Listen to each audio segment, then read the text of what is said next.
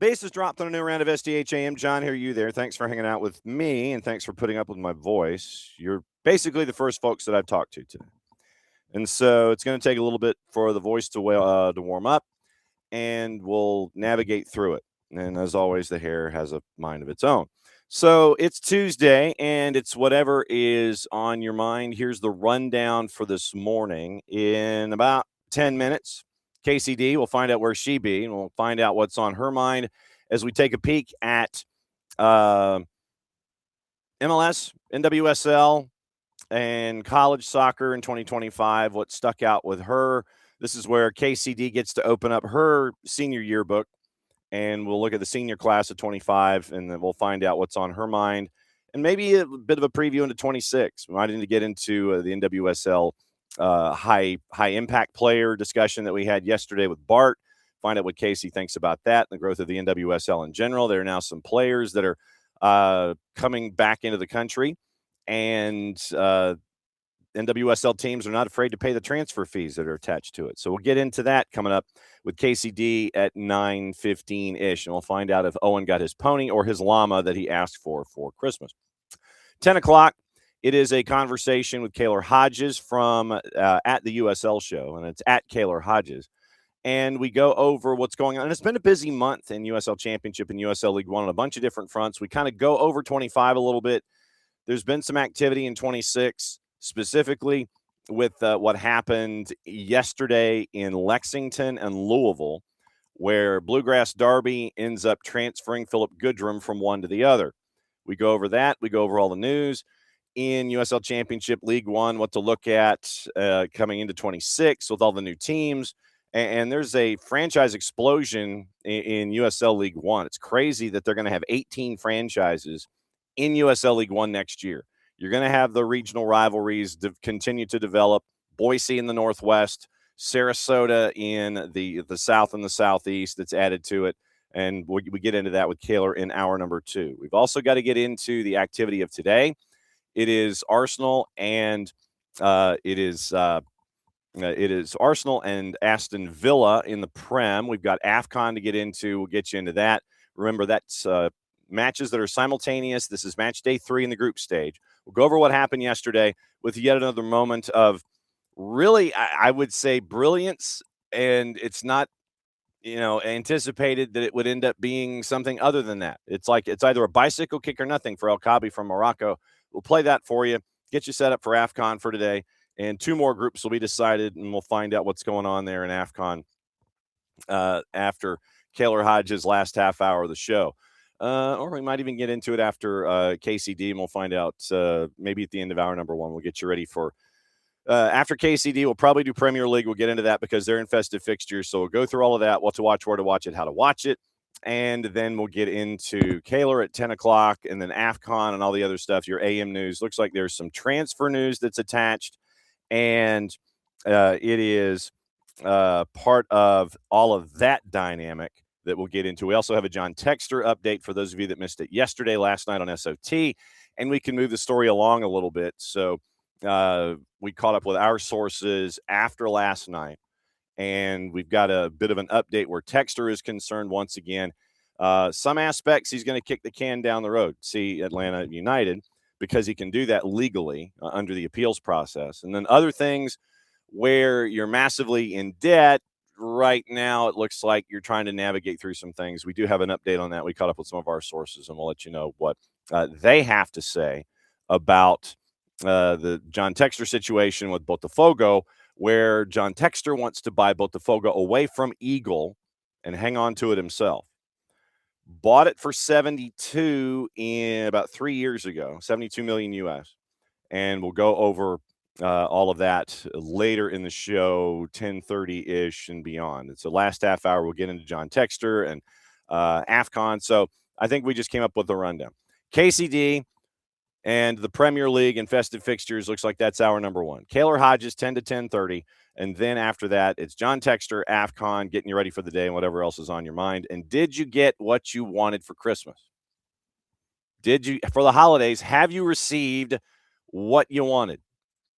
Did you go under your tree or bush or what have you, and did you get what you were hunting for? Did the individual that comes by the house and takes your milk and cookies or your Nutter Butters or whatever, did they leave what you were asking for? That's today's question. Brought to us by our friends at the Morning Espresso. That's our lead-in here at SDH, and that's Morning Espresso is our way of kind of kicking off things here on the network, and so it's a way for Jason to kind of set the table for us every single day, and that's brought to us by our friends at Oglethorpe University. We couldn't do a lot of what we do on the college side of things if it wasn't for the assistants and really across the board, if it wasn't for our friends at Oglethorpe. Oglethorpe brings you Morning Espresso as our way to kind of set the table for us, and then we set the table for the rest of the day and then everything that proceeds its way through. So I guess that was kind of opening kickoff-y. And so opening kickoff brought to us by our friends at the Morning Espresso, our lead-in. And you can also subscribe to that. And I think you go to soccerdownhere.net and you can subscribe. If you haven't subscribed to Morning Espresso yet, you should. And then you can get your day kicked off there. It comes in newsletter form and audio and video and those kinds of things. And so Morning Espresso exists in a bunch of different ways. You can read, you can listen, you can watch. That gets the day started with us. About 15 minutes worth of content, 15 minutes or less. Get your day started. And then we are off and running here in the mornings. And then from there, it's Katie bar the door with all the other stuff that we got going on. And we can't thank you guys for hanging out with us here in season number 8 of what we are doing here at SDH. So that is the rundown of the show this morning. And once again, I'm going to put my hand in the air. Did you get what you were hunting for? I will say this. The boss obviously, she obviously outdid herself, and off frame there's still some stuff. We have a to-do tonight here at the Casa, and so there's still some stuff from December holidays that is off camera as we welcome in guests this evening. And I think, don't we have like a CFP quarterfinal tonight? Bowl games and CFP and stuff, that's going to be on down here in the office. We're going to be entertaining up in the mid-level and all that kind of stuff. So it's our last opportunity to entertain here in 2025. And so the boss said, we're doing it. And this is the night. And so tonight it is going to be an opportunity for us to entertain for folks that are coming here and hanging out. Programming note. You know our friend Glenn Davis in Houston and his program Soccer Matters at ESPN 97.5. I will be on it tonight. We're going to be taping it this afternoon because of the to-do here at the Casa. It would be, if I couldn't do it live because, we're having a party. So we're going to tape with Glenn Davis this afternoon. It'll be on Glenn's show tonight. And so we can't thank Glenn enough for rolling out the red carpet for us to come and hang out with him for a little bit to discuss what's on his mind heading into 26, and we'll talk about 25. So that's your rundown of everything today. So Morning Espresso brought you opening kickoff. You can subscribe to that. You can listen to it. You can get the newsletter. You can watch. You can listen. A bunch of different ways to get your day started with us at Morning Espresso, presented by our friends at Oglethorpe University. Then once again, it's here with us. And then tonight I will be on Glenn Davis's show in Houston. And Glenn hasn't given me a rundown yet. But whatever it is, we'll talk about it. We'll have fun and we'll do our thing. But tonight I'm on Glenn Davis's show, ESPN 97.5. And it's presented by the Daspit Law Firm, I believe. It's one of Glenn's sponsors. That's the one I could remember off the top of my head because you can't forget a name like Daspit. So Daspit Law Firm, and it is all over the place. So, all right, let's see. Abby says she's got a little bit to do this morning. 3 furnace filters. Yikes. 3 furnace filters. Not cool. And it is officially, and Alex is absolutely correct. It is Chris Kwanzaa, yes, and everything stays out till 1/7. And yes, respecting the 12 days of Christmas there in the house. So this is where we bring in KCD, and we get to ask her about the holidays, and if she is still, completely and totally just bawling out when it comes BALLING when it comes to everything Christmas. And so this is where we bring in Kacey D and find out what's going on in her mind. And it looks like, yeah, you're balling out. You're still balling out for Christmas, aren't you? I'm home. I'm back. I didn't really travel too much, so I'm doing good. So, all right. So let's see. You have the, what is it? Are those lilies behind you? Is that what that? Fake ones, yes. Okay. So fake lilies and an equally artificial tree off your right shoulder. Okay. Yes. And you and I were discussing things yesterday.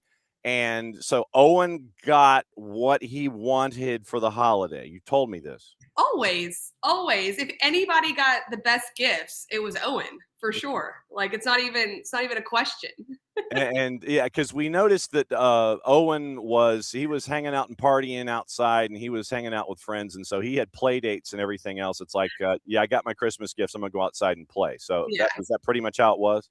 Pretty much. And he had some guests and someone to like not be as boring as me and do the same thing every day. So he got some hikes, he got some trail walks and different things. And yeah, he had a great few days for sure. All right. What about you? It was good. I hosted some of my family. So they were here for about 5 days. And then I went to some more family a couple hours away and took Owen with. So besides a couple hours drive, no travel for me, which was great. Just decided to trick everyone into coming to see me. There you go. Well, but considering that before that, and this was the reason that you weren't with us 2 weeks ago, was because of 30 minus 7 is 23. You were in Italy.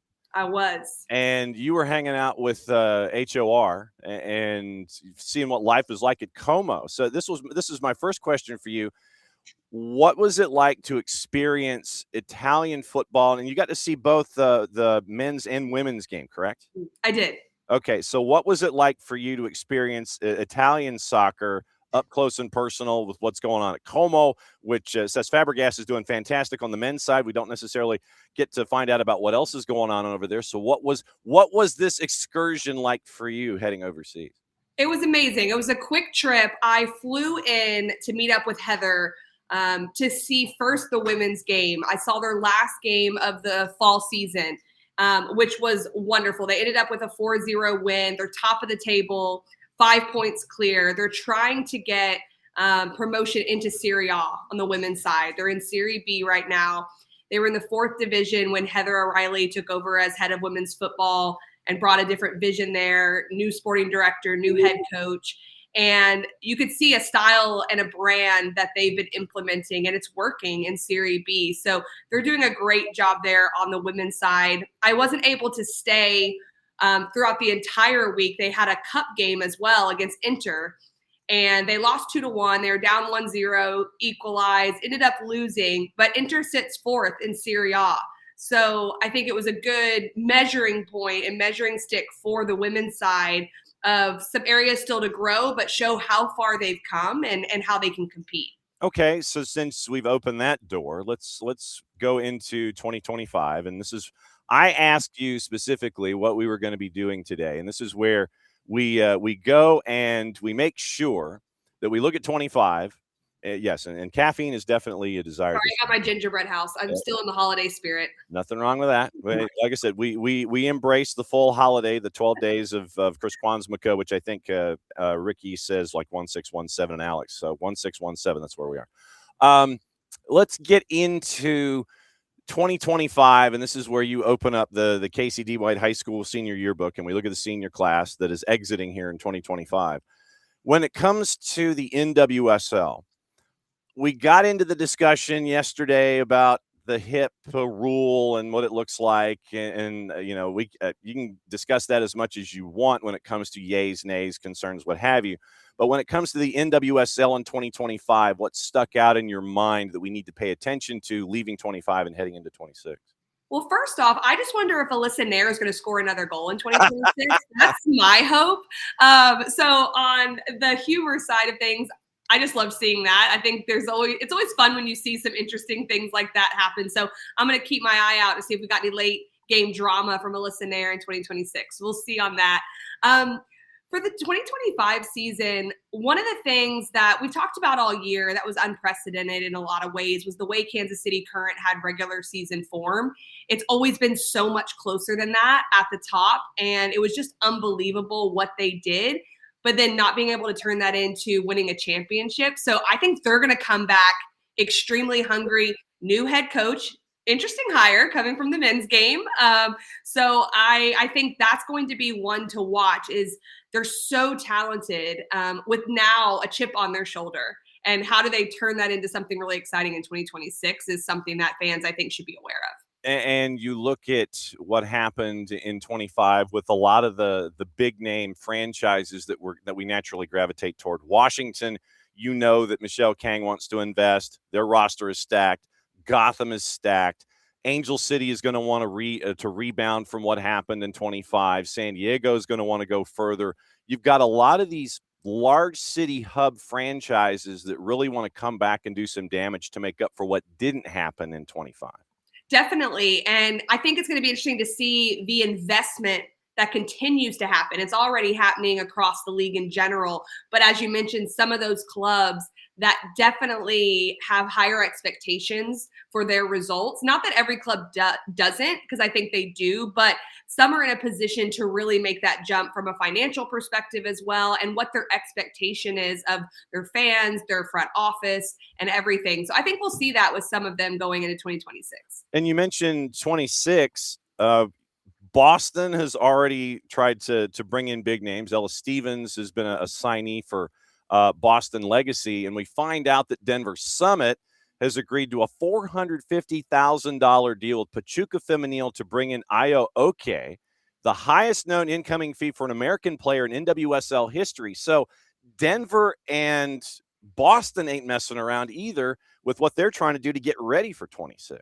Definitely not. You have to bring in players that are going to be franchise players and franchise names. And we all know that have at any level, having a player that can be the difference maker is what really helps you. But they're still going to have to continue to form the bulk of their rosters, which they're starting to do. There's layering that in. But how deep can they get their rosters? We know that there are clubs who have had success in their first year. San Diego Wave was a prime example of that in an expansion year.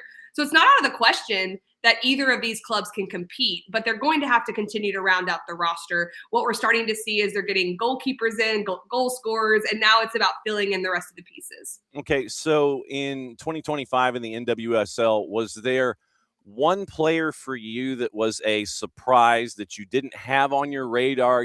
And this player just shows up and shows out. And you're like, okay, I didn't have that on my bingo card. Who was the surprise for you in 25? Anybody? Ooh, that's a really good question. And you can do Mount Rushmore if you want. You can do like 4 or 5 off the top of your head. It doesn't have to be like one individual. I don't know. I don't know if there's one big surprise that stands out to me. Yeah. I do think I have to give Lily Reel some credit for what she did in her rookie year. And yes, she won Defender of the Year. I didn't have that on my bingo card. Okay. I thought she would come in. She'd be a solid defender. We all know what she did through youth national team. She's an obvious talent. What she did at UCLA. But coming in, earning the starting spot, and especially at outside back.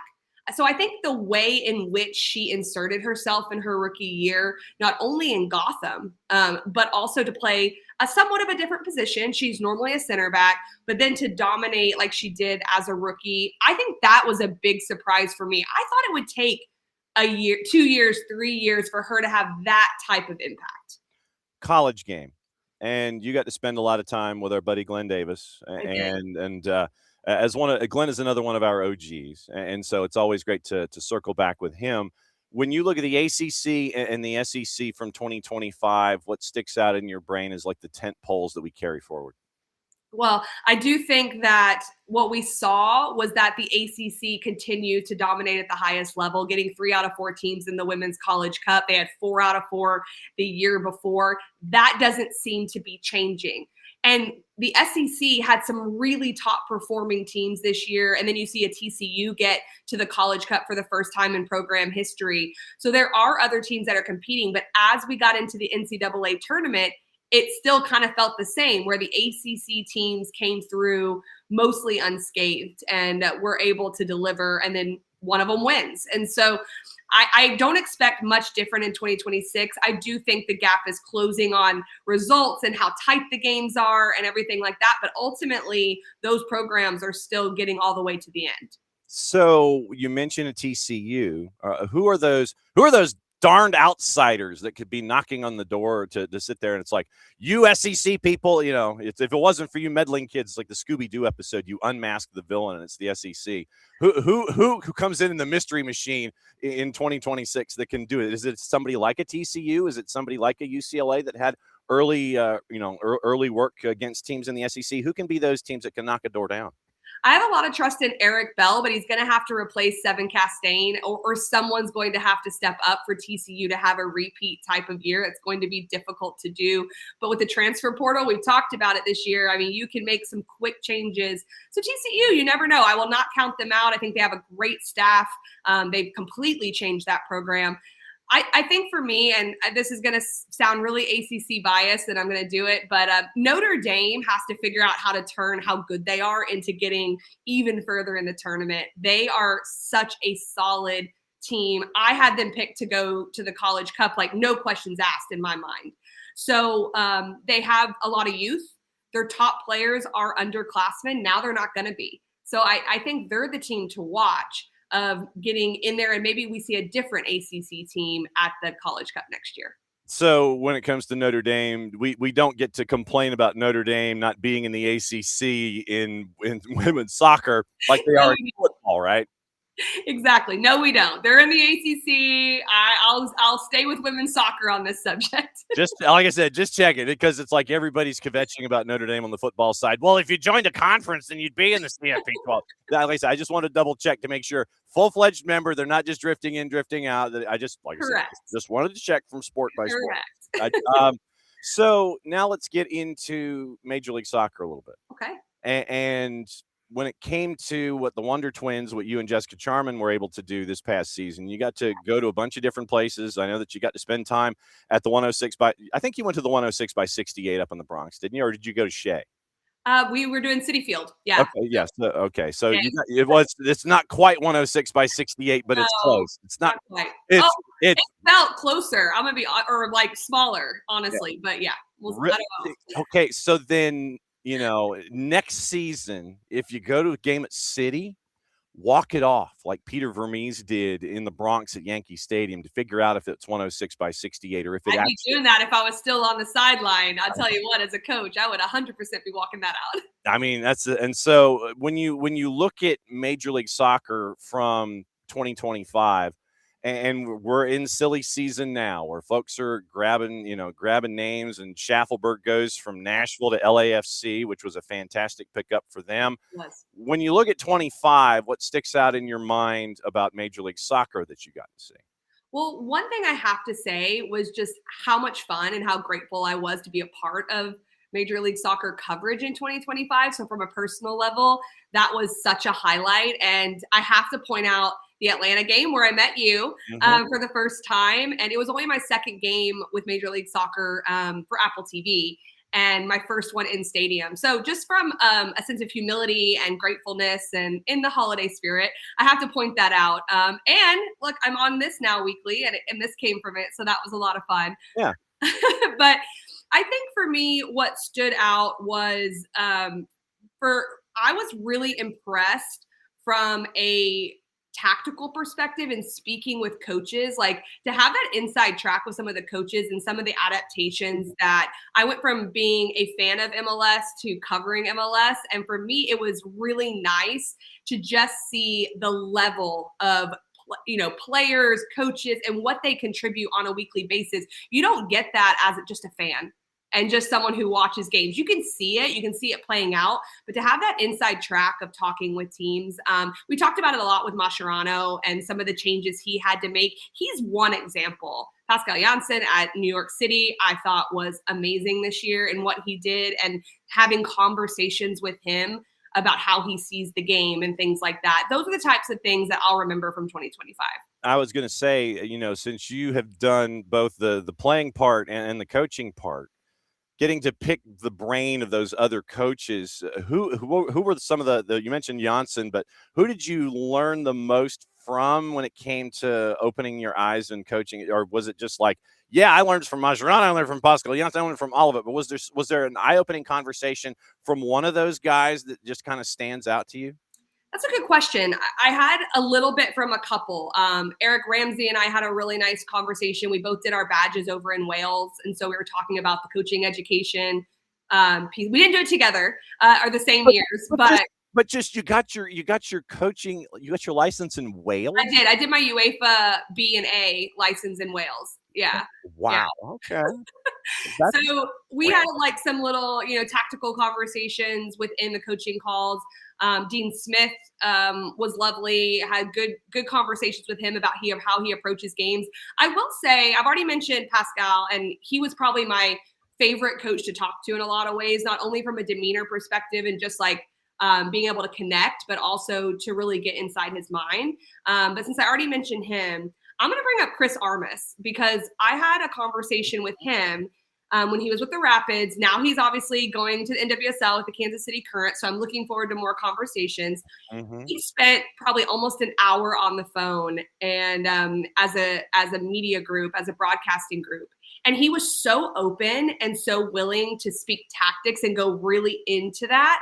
And, I don't blame coaches, but a lot aren't. And I'm fascinated by that because I was a coach and I did my badges and I love that piece. So I just always appreciate when coaches can and are willing to be open. And Chris Armas definitely was.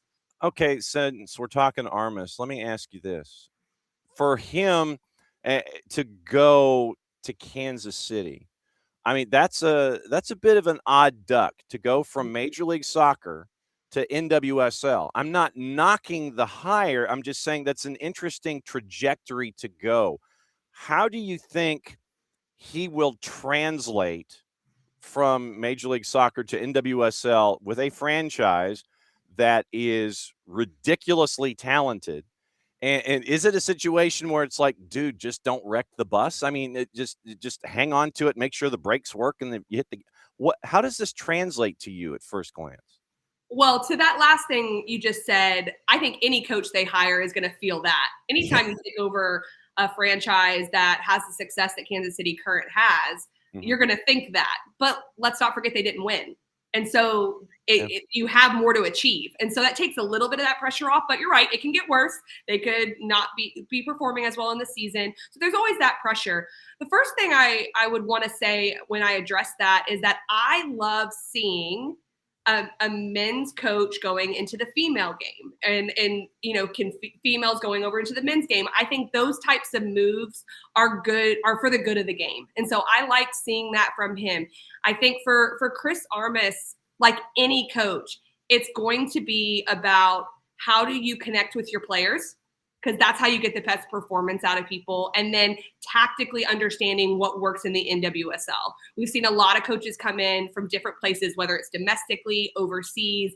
And that first year, they're like, wow, this league is different than maybe coaching in Europe or maybe coaching in the men's game. There are going to be nuances, just like as a broadcaster, when you're watching a men's game versus a women's game, so many similarities, but there are nuances to the games. And I think how he adapts to that and sets them up tactically will serve as his success. Yeah, and I want everyone to remember when it comes to Chris Armas, yes, he's from the Red Bull school, but that does not mean that he is going to bring his Red Bull yearbook into Kansas City with that offensive talent that is there. And yeah, it's like, okay, so yeah. By the way, yeah, Tomas Jacob, you're going to press and you're going to do the Ralph Rangnick press and you're going to be up there. No, that's not how it's. I know everybody's sitting there going, oh my God, it's going to be, Red Bulls. And no, it's not going to be Red Bulls and Current. Yeah.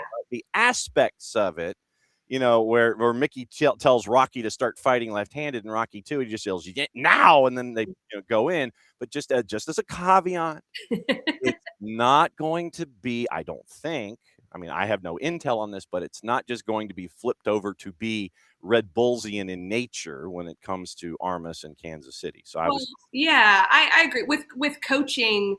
One, you have to coach from a place of authenticity, but every place you go and every stop you make informs what you feel works in certain moments. You take some things and you leave some things. And that's what the best coaches are doing. They are evolving. But every coach will tell you that the way you want to play in your style, you have to have the players to be able to execute that. So either you meet the players where they're at, which Kansas City Current has already been very successful. So I assume a lot of that's going to happen, or you have to bring the players in that fit your style. That's more of a long-term vision plan. So that'll be something to watch with Chris Armas coming in and taking over for Kansas City. Just a bit of a bolo for our Atlanta United fans. It's the 280-character app for Atlanta United has posted as of about 5 minutes ago a 5 stripes don't stop alert. So we know what those mean. It means it looks like they're signing someone. And usually when they come up with the announcement at 9:30, that individual is announced at 10. So we'll keep an eye on social media. Maybe it's 10:03 or 9:57 or whatever. But it looks like another 5 stripes transaction is going to be made here in the window coming up in just a little bit. When I mention, and one of our taglines, one of our tenets basically, is that we're around the corner from everywhere. And I wanted to ask you about the sport of soccer. And when I mention that the sport of soccer is around the corner from everywhere, what does that mean to you as you've seen the game grow, as you've come from where you have as a part of the North Carolina tree and everything? When I mention around the corner from everywhere and the sport of soccer, what resonates with you with that? The accessibility piece of the game. I think one of the things that we've always talked about overseas, and this is a bigger conversation, is that you can just pick up a ball, put down some shoes, and you can play. And I think we're starting to see that a little bit more in the States, but you're also not only seeing it where everyone can be involved, but now the ability to watch the game. It's not just on one channel with one level. You're seeing the women, you're seeing the men, you're seeing NWSL awards on ESPN, on like actual ESPN, not ESPN Plus, not ESPNU. Well, it's not college, so it wouldn't be. Not ESPN2, like ESPN. And so I think those types of things at the highest level are growing for accessibility and visibility on the men's and the women's side. For someone like me who I haven't played in, what's it been? Almost 14 years now. To watch that, we struggled with that as the women's national team, getting visibility, getting fans, things like that. So now we're talking about it at different levels, and just how much it's grown. It's exciting to see. All right. Best individual, and I guess this is where we go into our Oscars here. Best individual performance that you were front and center for in 2025 was where? That I was on the call for? Yeah. Oh, my goodness. Oh, this might just be because it's fresh in my mind. And I'm not kissing up to you because it's the Florida State Seminoles. Jordan Dudley in the national championship for me, lights out. Lights out. Actually, the whole College Cup. Jordan Dudley, we saw what she could do for Florida State her freshman year when they won the national championship. She was new on the scene. Yes, people knew who she was coming out of high school, but I don't think anyone thought a freshman could do that. To replicate that, and she had some ups and downs this season.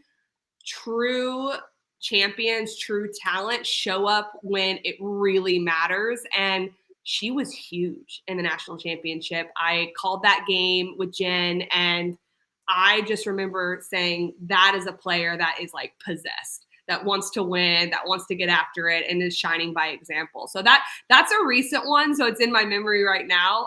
But that's one that stands out. Milton, Georgia, Cambridge High. Yes, Jordan Dudley. We've seen her progression going from our high school coverage, and now that she is she's in Tallahassee. Yeah, I knew you were gonna like that. Yeah, I mean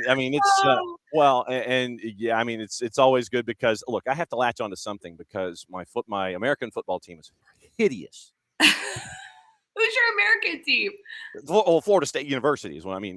My. Oh, I was like, I thought you were saying like an NFL team. I was like, who's your team? Well, the Chargers, but I mean, yeah. So I'm stuck with Jim Harbaugh as the head coach. Yeah, we won't get into that. Well, I get into it enough. It's on a Sunday. Look, my fantasy team was 3-25 this year. That's not great. No. I just lost in the championship of my fantasy football league yesterday, so I'm a little bit bitter, but that's okay. Yeah, but I'm hoping that finishing second out actually got you a little something that was attached to it. That's a little something. Yeah, Yeah, I mean, you get your entry fee back and all that kind of stuff. Exactly. Well, All I right. didn't mean to upset you. I apologize. I can go to like an MLS performance if you want to get off Yeah. the football. Yeah. So what was your so MLS performance? What sticks there? On where I was on the call was a stretch of games by Toklamati, where he had a big final goal against New England Revolution. Then he had, I believe it was a hat trick the game before I wasn't on the call for, but he was in that form for Charlotte FC. I really enjoyed watching his emergence. I think I'm a bit of a sucker for someone who wasn't playing as much, and then they get that opportunity and then they come through for their team. So I'll have to point him out. And yes, I'm going with the goal scorers, which is kind of unlike me, even though the player in Kacey is coming out right now because I was an attacking player. Coach in me would try to find someone a little bit more nuanced, but I'm going to go with them. Wow, and you actually went third person reference too. I did. The player in Kacey. So a third person reference. That's $1 in the jar. I'm pulling out all the stops for our last one of 2025. Come on. No doubt. When it comes to New Year's, what is it going to be quiet for you? Making sure how is Owen with fireworks?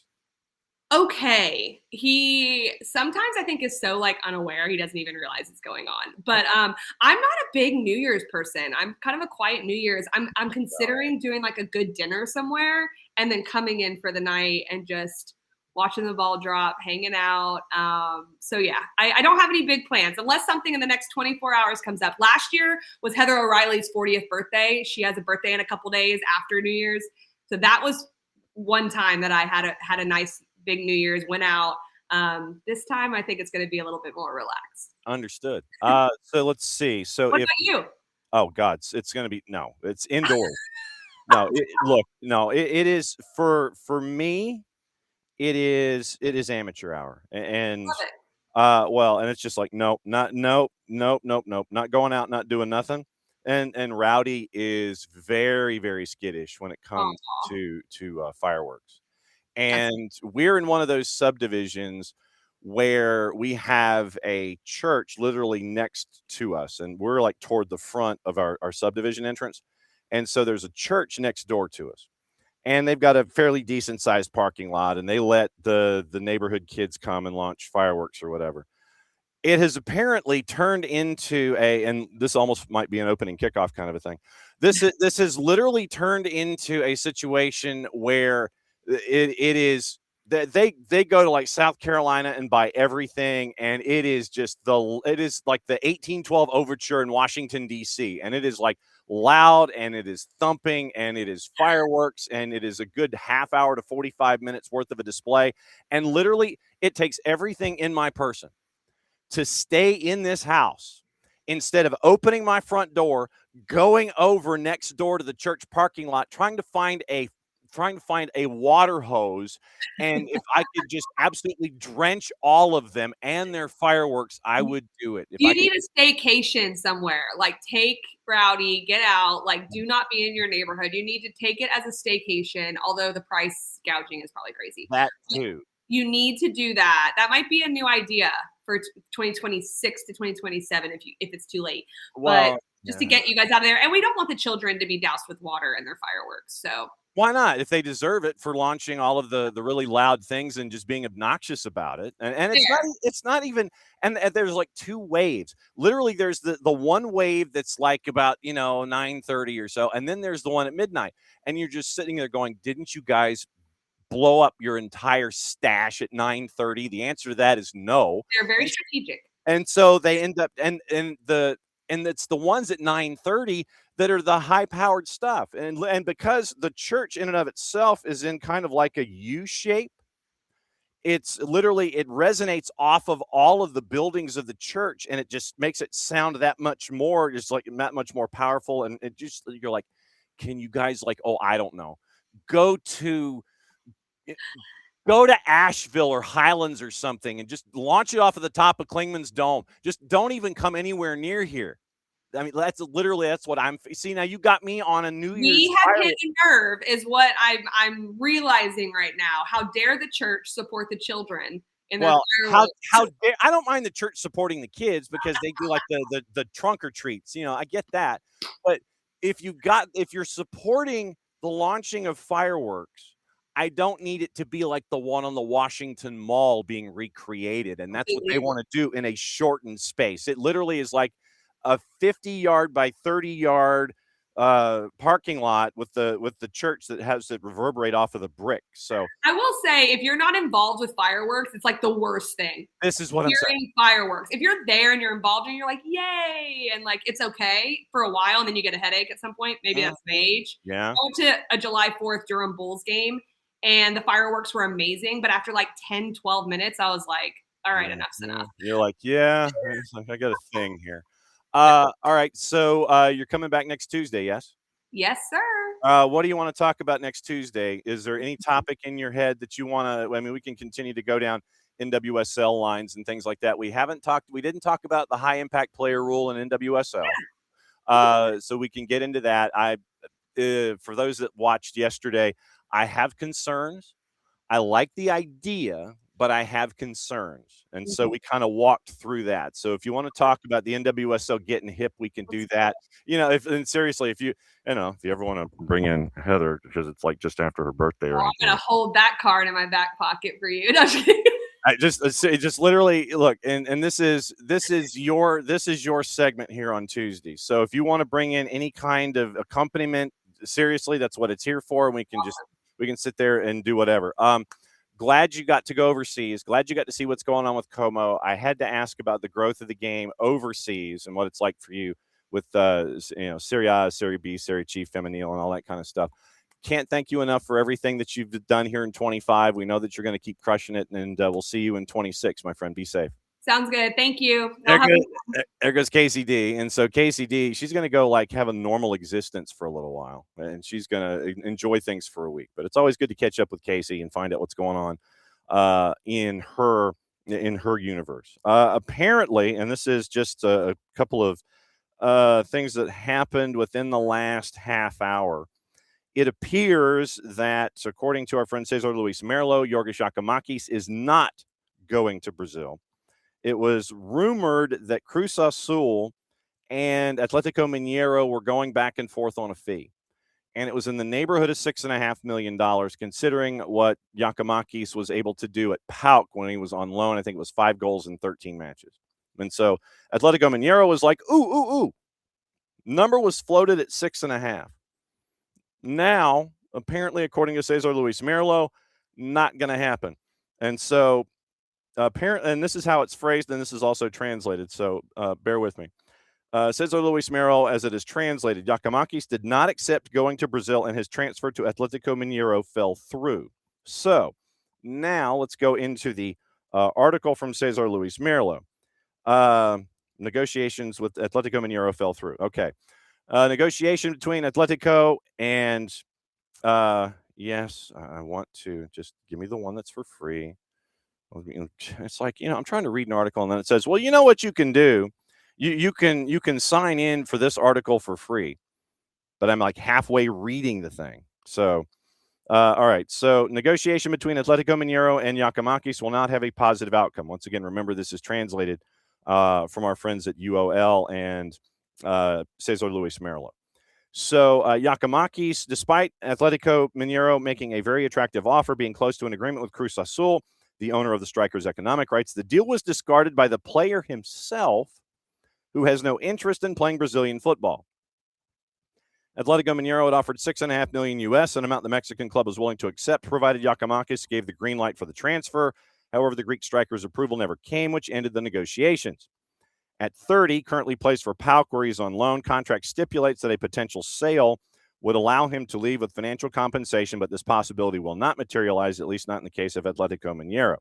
So Yorgos Giacomakis not going to, I feel like Maury Povich, you are not going to Atletico Mineiro in Brazil. So that is that's the latest with Yorgos Giacomakis and a possible move to yet another locale, and so that has fallen through. So we'll keep an eye out on any future places of residence for Yorgos Giacomakis, and we'll find out what is we'll find out what might be on his dance card going forward.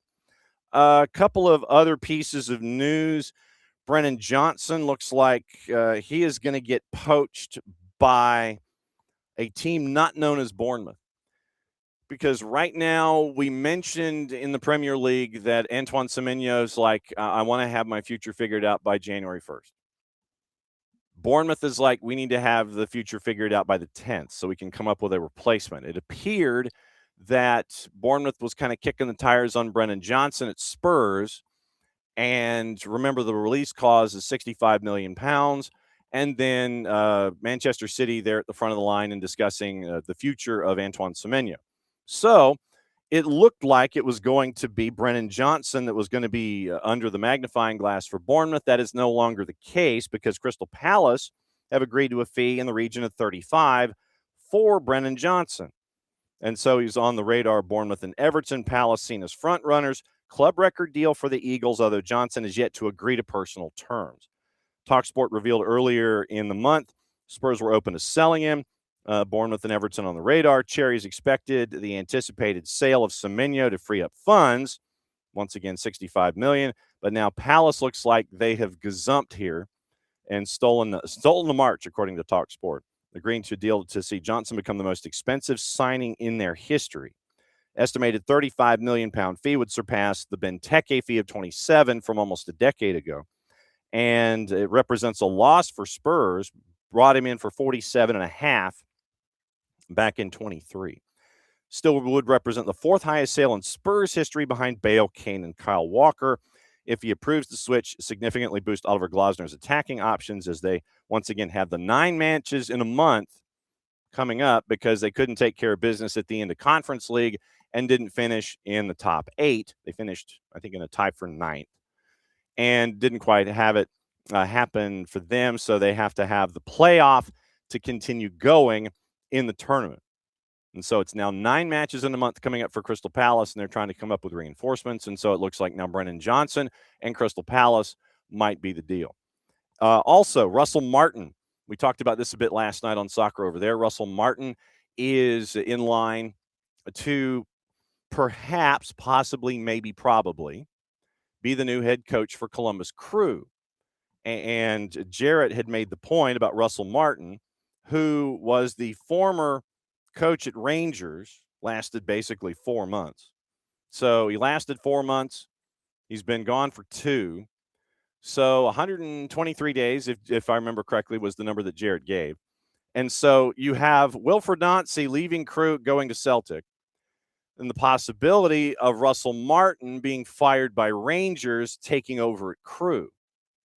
Keep an eye out on that. So Russell Martin looks like he might be heading in that direction. And from all appearances, it looks like the negotiations with Martin are pretty far down the road. So a lot of folks were sitting there saying, yeah, Rangers and Russell Martin. He lasted 17 matches, winning 5, losing and drawing 6 each. Left Rangers 8th in the table and 123 days. So Columbus has emerged as a potential option ahead of the 26th season. And you've got the idea of Martin taking over Crew. And I know that a lot of folks may look at Russell Martin and look at him being very, very rigid in his structure, where he will take his game plan and change it, as you should, on a game-by-game basis instead. And this is one of the things that has kind of gotten to me recently, where you got folks that are looking for coaches to change their formational makeup. You see this overseas more than you see it here. And I don't know where the genesis of it comes from, unless it's just the fact of, well, your formation isn't working, you need to change it. Ruben Amorim was like, for the longest time, no, we're going to stick with what I got. Russell Martin is like, no, we're going to stick with the formation. I will change my game plan, which is what I would anticipate coaches would want to do anyway. You know, game by game, it's like, nope, I'm not going to change my game plan. We're just going to do this, and whatever happens, happens. But yeah, Russell Martin changes his game plan instead of his formational makeup, and everybody overseas freaks out about it. It's like, well, this isn't working. Rah!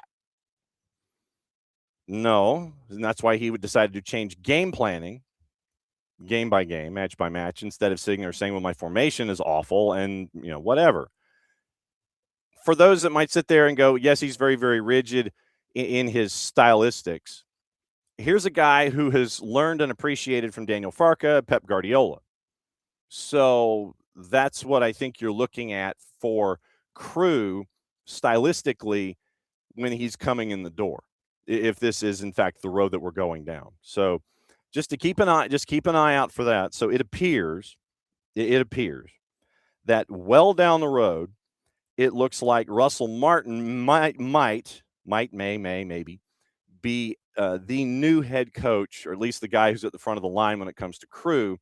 And if this does in fact happen, we'll catch up with our friend Chris Doran and get his thoughts on all of this after the new coach is announced, those kinds of things. And so we'll keep an eye on Russell Martin. We'll keep an eye out what's going on with the Premier League, and we'll let you know if Martin ends up with Crew, and we'll go from there. All right. So I mentioned the Premier League today. It is part of festive fixtures, and you have 6 matchups today.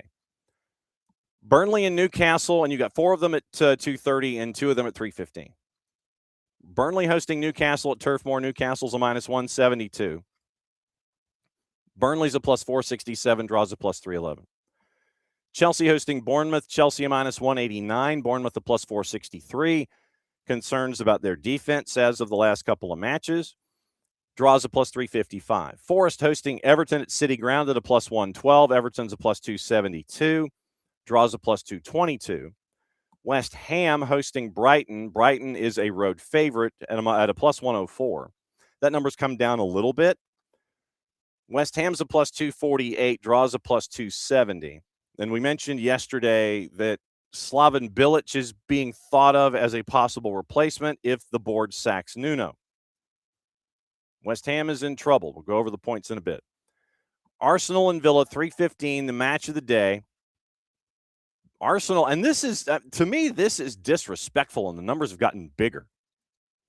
Arsenal's a -233, draws a +372. Villa's a +615. If I was Pars and our resident Villa fans, I'd be pissed.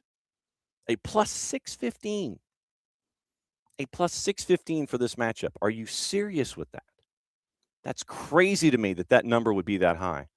And then Manchester United hosting Wolves.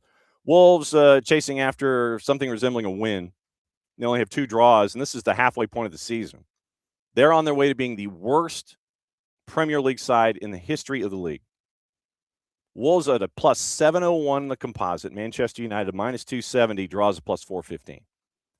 So coming into today, your standings. Arsenal 2 points clear. Manchester City 42 points to 40. This is match day 19. This is the halfway point of the season. Villa's at 39 points. Manchester City and Villa have each won their last 5. Liverpool unbeaten in 5. They won their last 3. They're that first chase group at 32 points. Chelsea's 5th at 29. 1-1-1 in their last 3. They've hit each column.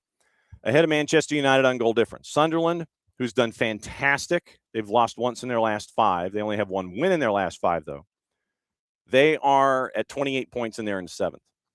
Brentford at 26 points ahead of Crystal Palace on goal difference. Crystal Palace has lost 3 in a row. And this is why Oliver Glasner is screaming for reinforcements. Fulham at 26 points, behind both Brentford and Crystal Palace on goal difference. That gets you to your top 10. Spurs 11th. Snapped a 2-game losing streak last time out there at 25 points. They are well ahead of Everton in goal difference. Everton has not won in their last 3. Brighton's in 13th. They have not won in their last 5. They have 2 points in their last 5. Newcastle at 23 points in 14th. Bournemouth had drawn their last 3 before losing last time out. Leeds, unbeaten in their last 5, although they've won 2 and drawn 3. Forest has lost 3 of 4. They're at 18 points. And that gets us to the relegation fight. West Ham right now, 5 points from safety, 13 points, 3, 4, and 11. -17 in goal difference, 13 points. Burnley has drawn their last 2, so Scotty Parker, their head coach, has gotten a little bit of mileage here recently. And then there's Wolves. Heading into the halfway point of the season, no wins, 16 losses, 2 draws. That is horrendous. 10 goals have been scored in 18 matches. They've given up 39. So that's an average of what? 2.17 goals allowed per match. Goal difference of minus 29, 2 points on the year. Does somebody slip up here in festive fixtures? I don't think it's going to be Liverpool. But once again, remember, Jurgen Strand-Larsen might be on the market in January. He might want away. I wouldn't be surprised. And they might be putting up, they meaning Wolves, a stupid offer to Nashville for Sam Surridge. So we'll keep an eye out on that. If Surridge leaves, Schaffelberg is gone. Now then you've got to find a dance partner with Hani Mukhtar. So that's the quest/question going forward for Nashville.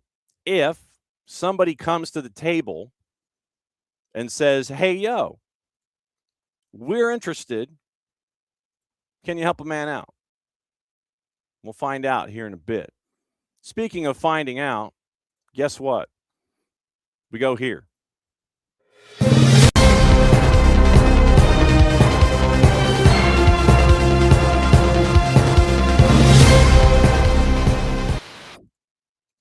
Tomas Jacob is now an Atlanta United player. Your five stripes don't stop. 280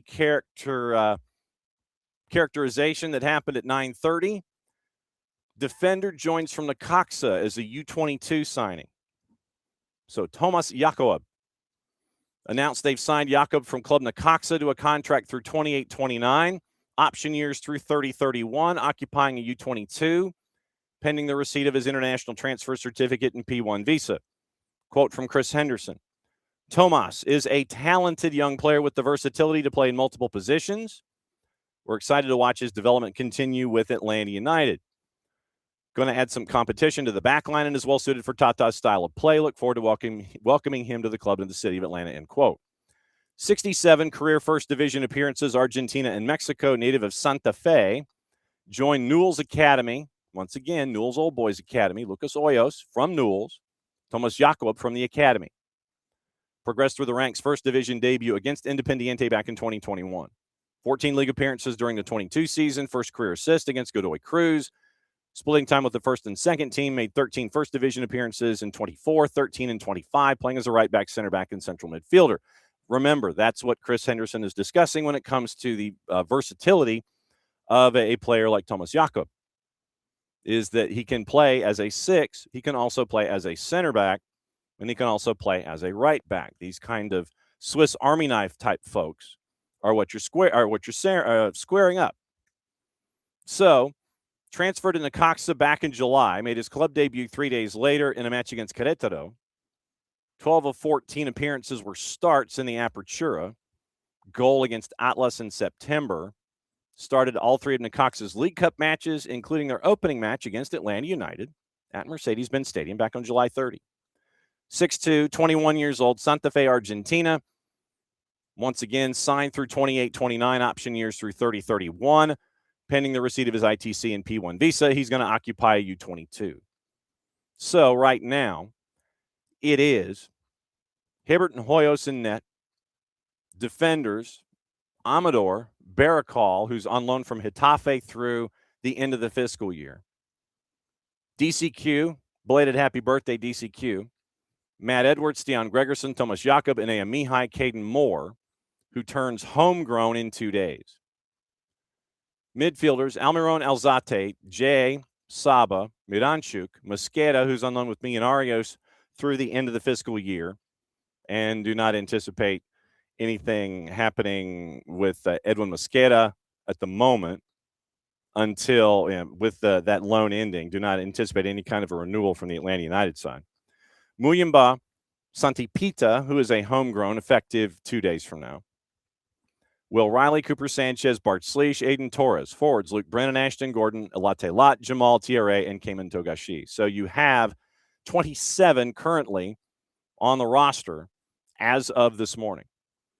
So Tomas Jacob signs through 28-29. That is official. The numbers that were floated around by Tom Bogert were $5 million.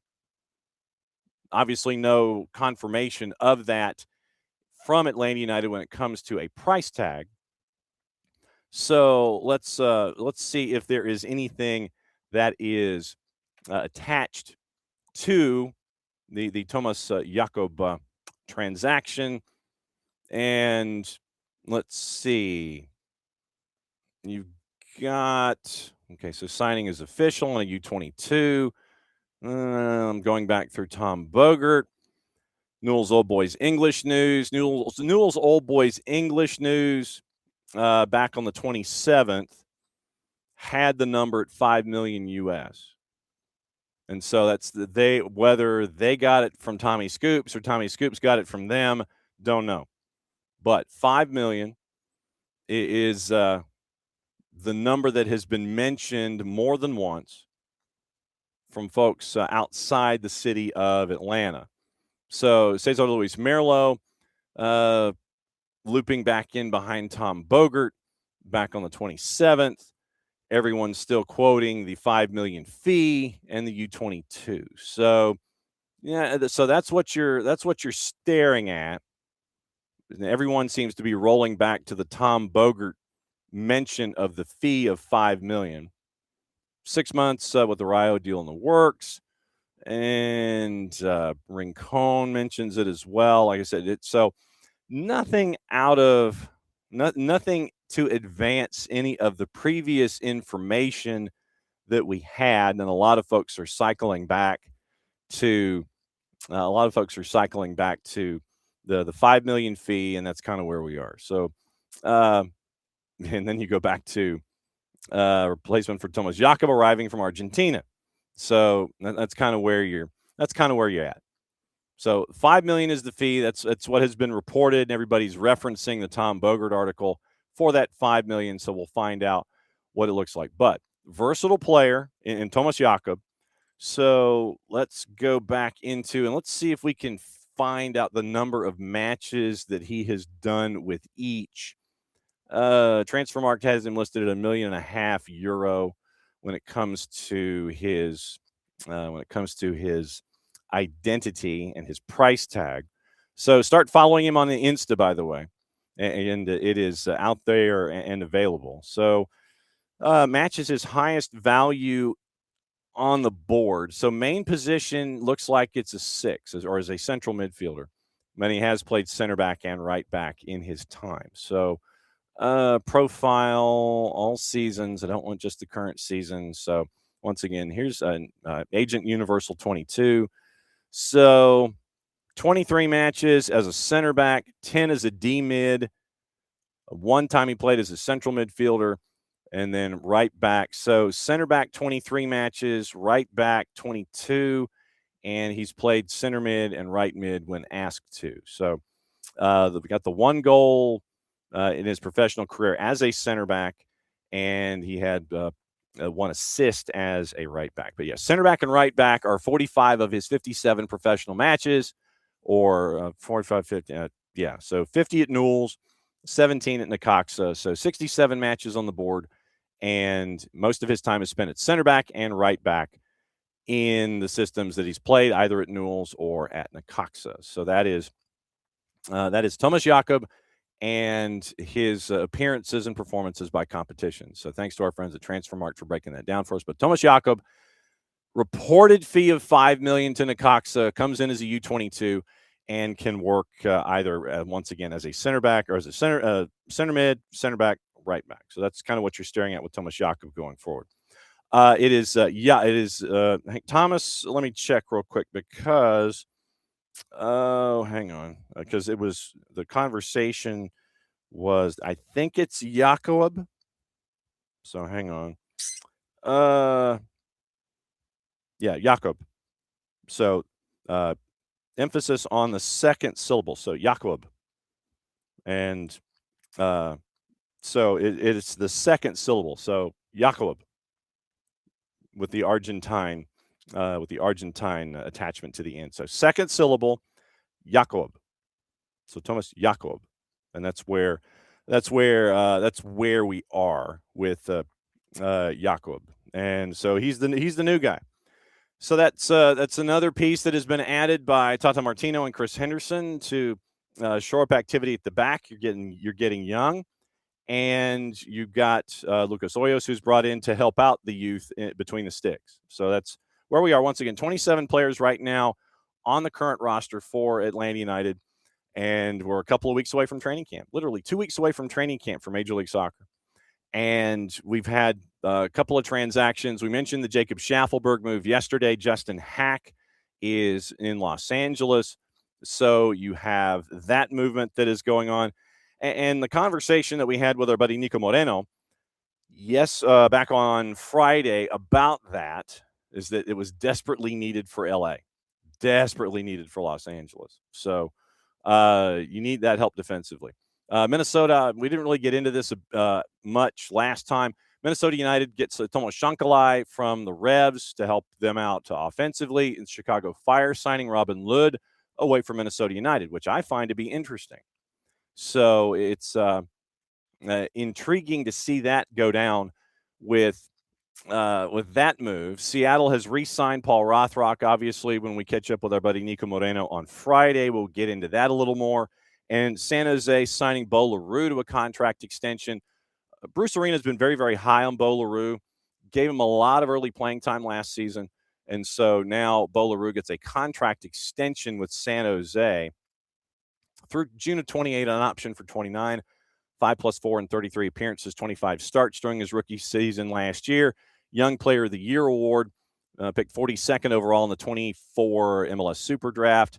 And two sentences from Bruce Arena. We're pleased. We're pleased to sign Bo LaRue to a new contract. Sentence 1. Sentence 2, Bo has a bright future in the league. Sentence 3, we look forward to seeing him continue to grow and contribute to the team in 2026. So literally 3 sentences from Bruce Arena on signing Bo LaRue to a contract extension. So that's what you get from there. All right. It is 12 minutes after the hour, and we are late. We're late. We're horribly late. Kaylor Hodges, we caught up with Kaylor, and we are getting the latest about USL Championship, USL League One. There's a lot to digest from 25 going into 26. We do discuss the deal where the Bluegrass Derby is now front and center with Philip Goodrum. So here's our conversation with Kaylor Hodges when this is done and we've examined everything USL Championship and League One. We'll get you ready for the rest of the day. We'll go over AFCON. And we've got a bit of a John Textor update, too. So here's our conversation with Kaylor Hodges, getting you ready for everything USL Championship and USL League One from 2025 heading into 26. All right, time to catch up with the busiest man in the USL Championship at the USL show, at Kaylor Hodges. Good to see you, my friend, one more time before we turn the calendar to 2026. It's good to see you. I mean, we got New Year's coming on up. I hope you had a great holiday season. I got a cold from my brother-in-law. How about that? That seems about right. It's all about sharing and giving, and I never said what you share and give. No, the season of giving, and he gave me and the boss his cold, and so yay to us. Yesterday on the morning show, before we got out, news came across. And I have to ask this in a singular sense and then in a collective sense. Philip Goodrum goes from Lou City to Lexington, and Lexington, looking at their roster, they're stacking up, folks. What did you think about the 6-figure deal in the first place of Goodrum going from Lou to Lex? And then what is this saying about what Lexington is doing? Literally, it's like, is it Lexington SC Savings and Loan that's going on here? I mean, literally, it's like Scrooge McDuck all of a sudden with Lexington here. I mean, horse money is more than we could ever fathom, to be honest. I mean, have you seen what those horses sell for? I mean, come on. I mean, how do they make that money? There's no way that's real. Either way, it's impressive what Lexington is building. It's not the first time we've seen them do this, though. We saw them do this in League One, where they were building what we thought was a super team. They were outspending, I believe it was 4 USL championship teams when they were down in League One. They finished in last. We have not. This is not unusual, and this is not me to say Lexington bad, but Right. this is not the first time we've seen them do this. They signed Malloy on a inner record or an inner league transfer that broke the previous record, which was Philip Goodrum from Tulsa to Louisville. Now they add in Goodrum, who, with the kind of escalators that can happen with this, I'm assuming it's matches played and anything else, it can become the highest transfer in the history, already breaking Malloy, depending on what happens there. On top of that, they also got Arturo Ordonez, who he comes over from Lou City as already. There's a lot going on here, and Lexington continues to spend. And one thing I think is really fascinating, and I kind of mentioned it before, which is they did this back in League One. You would think that them doing this in League One and it failing so horrifically would scare them away from doing this again, and they just don't. They did it on the Super League side where they signed so many of the best players. I mean, they have Addie McCain and Amina Ekic in the same team. And they just continue to do stuff like this. And I know for a fact that there are general managers, there are directors of football, and that there are owners watching this very carefully. Because in conversations I've had with some directors of football, they have asked their owners, we need to spend more. We need to be able to compete. We need to be able to compete. We got to be able to compete. And they would tell them, and their owners would say, why will we spend $100,000 on buying players when we can spend $0 on buying players and make the same playoffs and host the same amount of home playoff games and get the same buy at the Apple. If you look at what, let's say, Chattanooga Red Wolves, they finished second. Where did Spokane finish last year, who outspent everybody in the league? Third.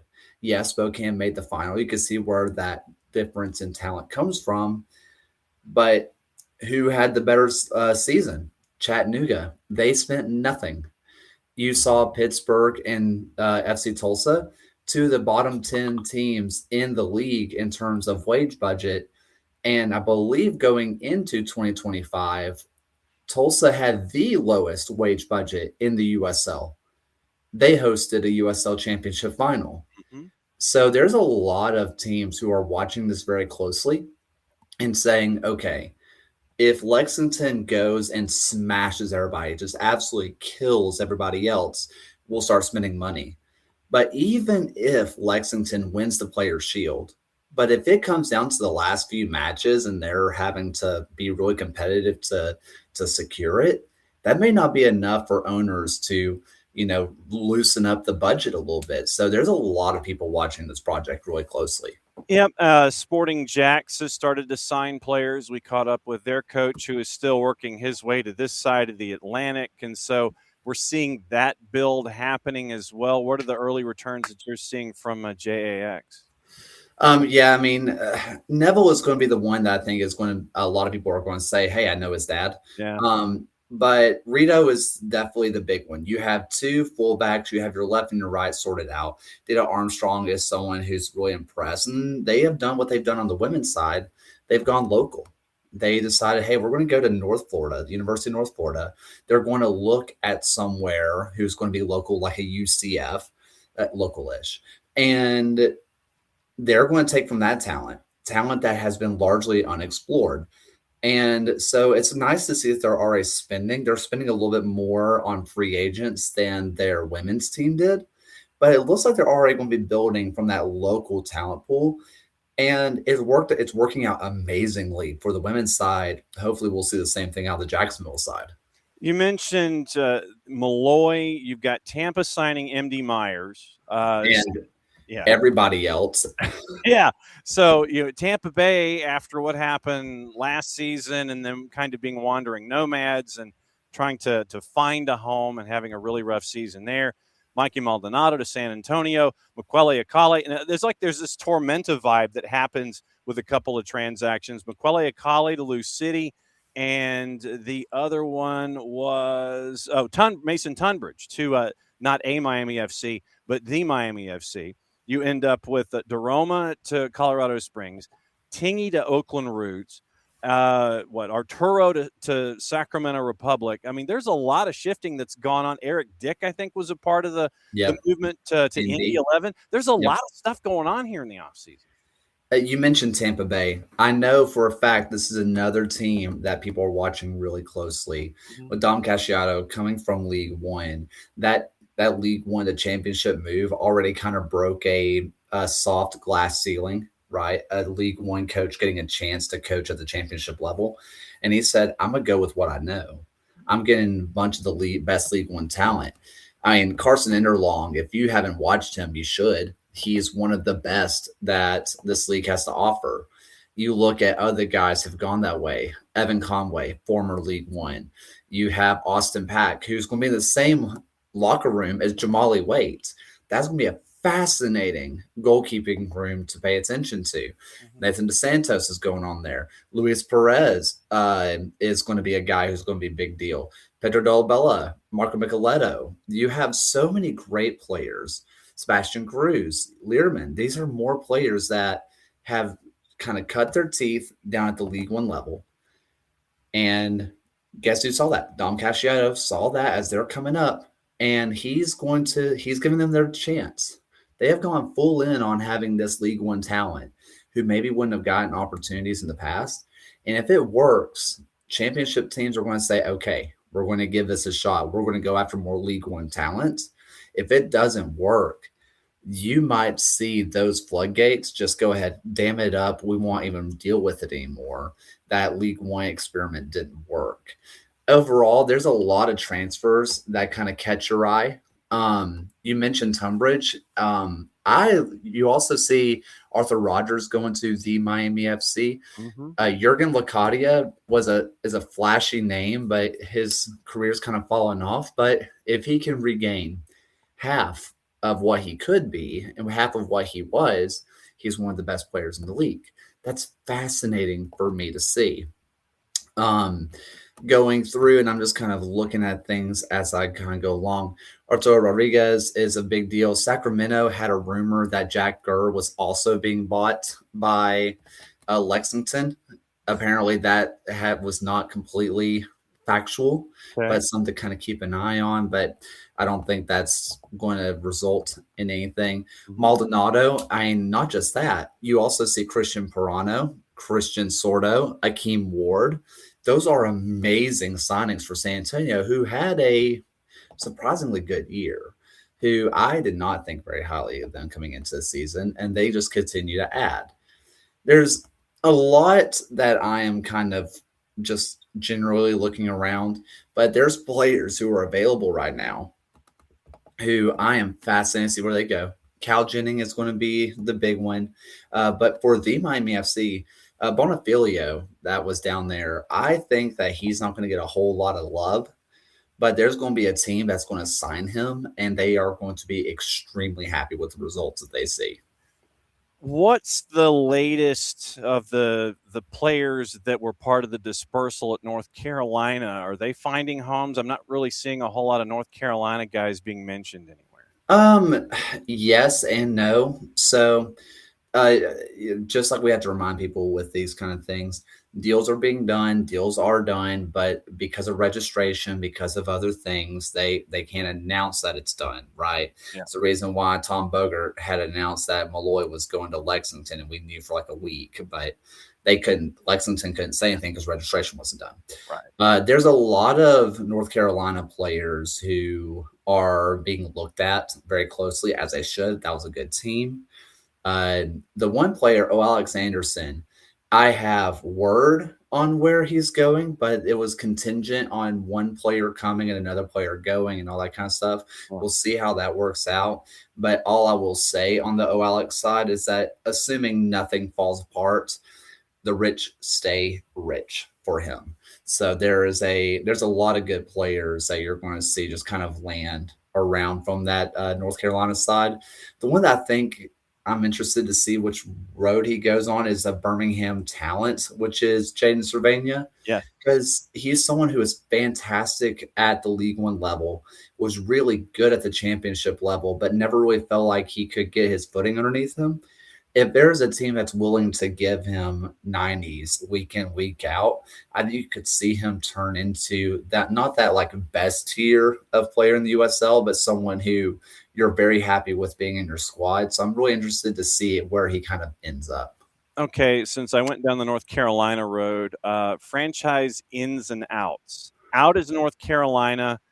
Out is Loudoun, correct? They're going League Two. Is that correct? No. Loudoun has started a League Started Two. League Two. Got it. Okay. Yeah, so they still exist. They are still around, technically coachless. Yes. Technically, but ignore the fact that Alan Marcina is their scouting director. That means nothing. That's a coincidence. Yes. And Ryan Martin is now in Oakland and correct, taking over Roots. New coach officially in Pittsburgh, correct? Yes. Rob Vincent has been officially announced, where that, I mean, I think most people saw that one coming, as it should have. No real word on officially what happened with Bob Lilly, but and while I do think the Pittsburgh fans deserve a little bit of clarification on it, that's someone who's an absolute legend for them. Yeah.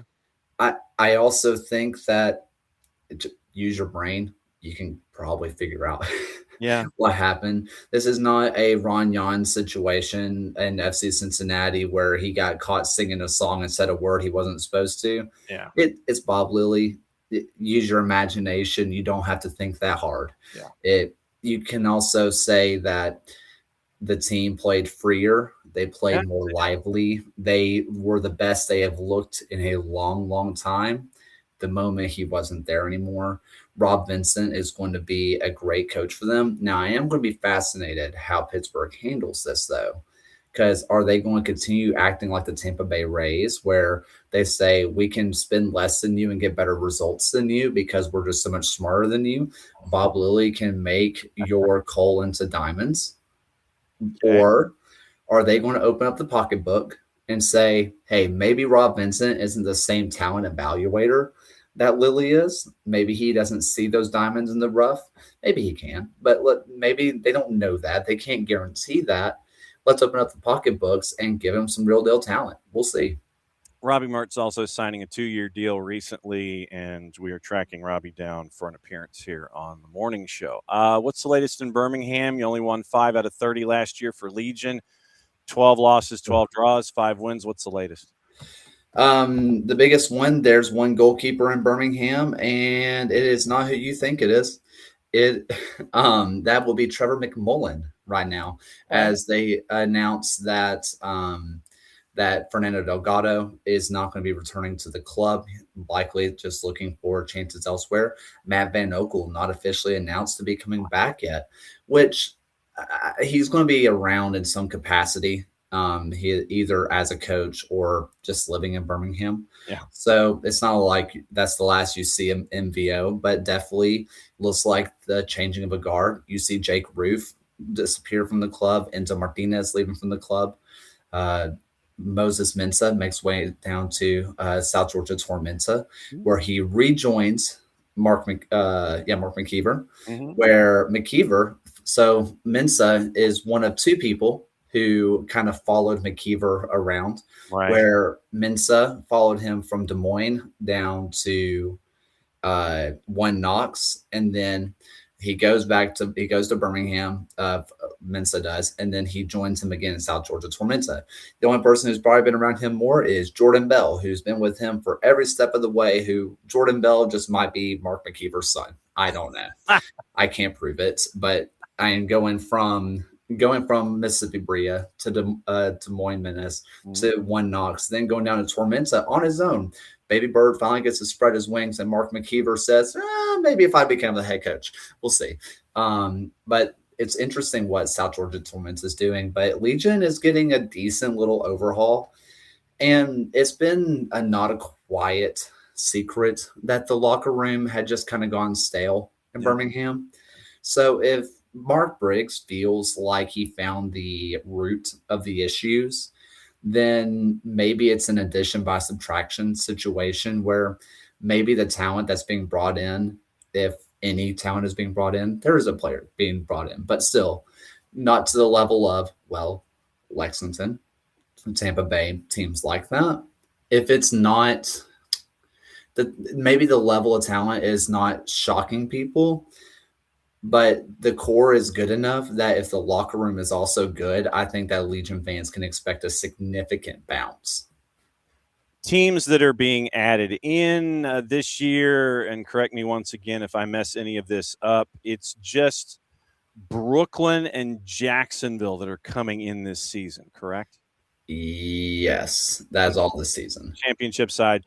Atletico Dallas is making a lot of inroads with all of their gear. They're not coming in yet. Milwaukee, Reno, Santa Barbara pushed themselves back a year, OKC, and Iowa. Then to League One, Yep. and you look at what Coach Fuller was able to do in Knoxville and get a championship. Then you look at the rest of the league. You mentioned Tormenta with a lot of stuff going on. The irony alert with McKeever and Knoxville and Tormenta here. What are the early returns for you that you've seen out of League One so far in the offseason? Knoxville, I'm concerned about Knoxville. I got to be honest with you. Maybe they feel like they're the smartest people in the room. Okay, but they let go what feels like most of their starters. I mean, Sean Lewis, Angelo Kelly Rosales, they got Ogley heading out. Tequila makes his way over to Union Omaha, who Tequila was in conversations of being the best number 10 in the league for me. He was right behind Luis Heel, which is big props to him. Yeah. That mentioned Ogley. I think Mark Doyle, I think went down to Tormenta. Stuart Ritchie's getting calls. Callum Johnson.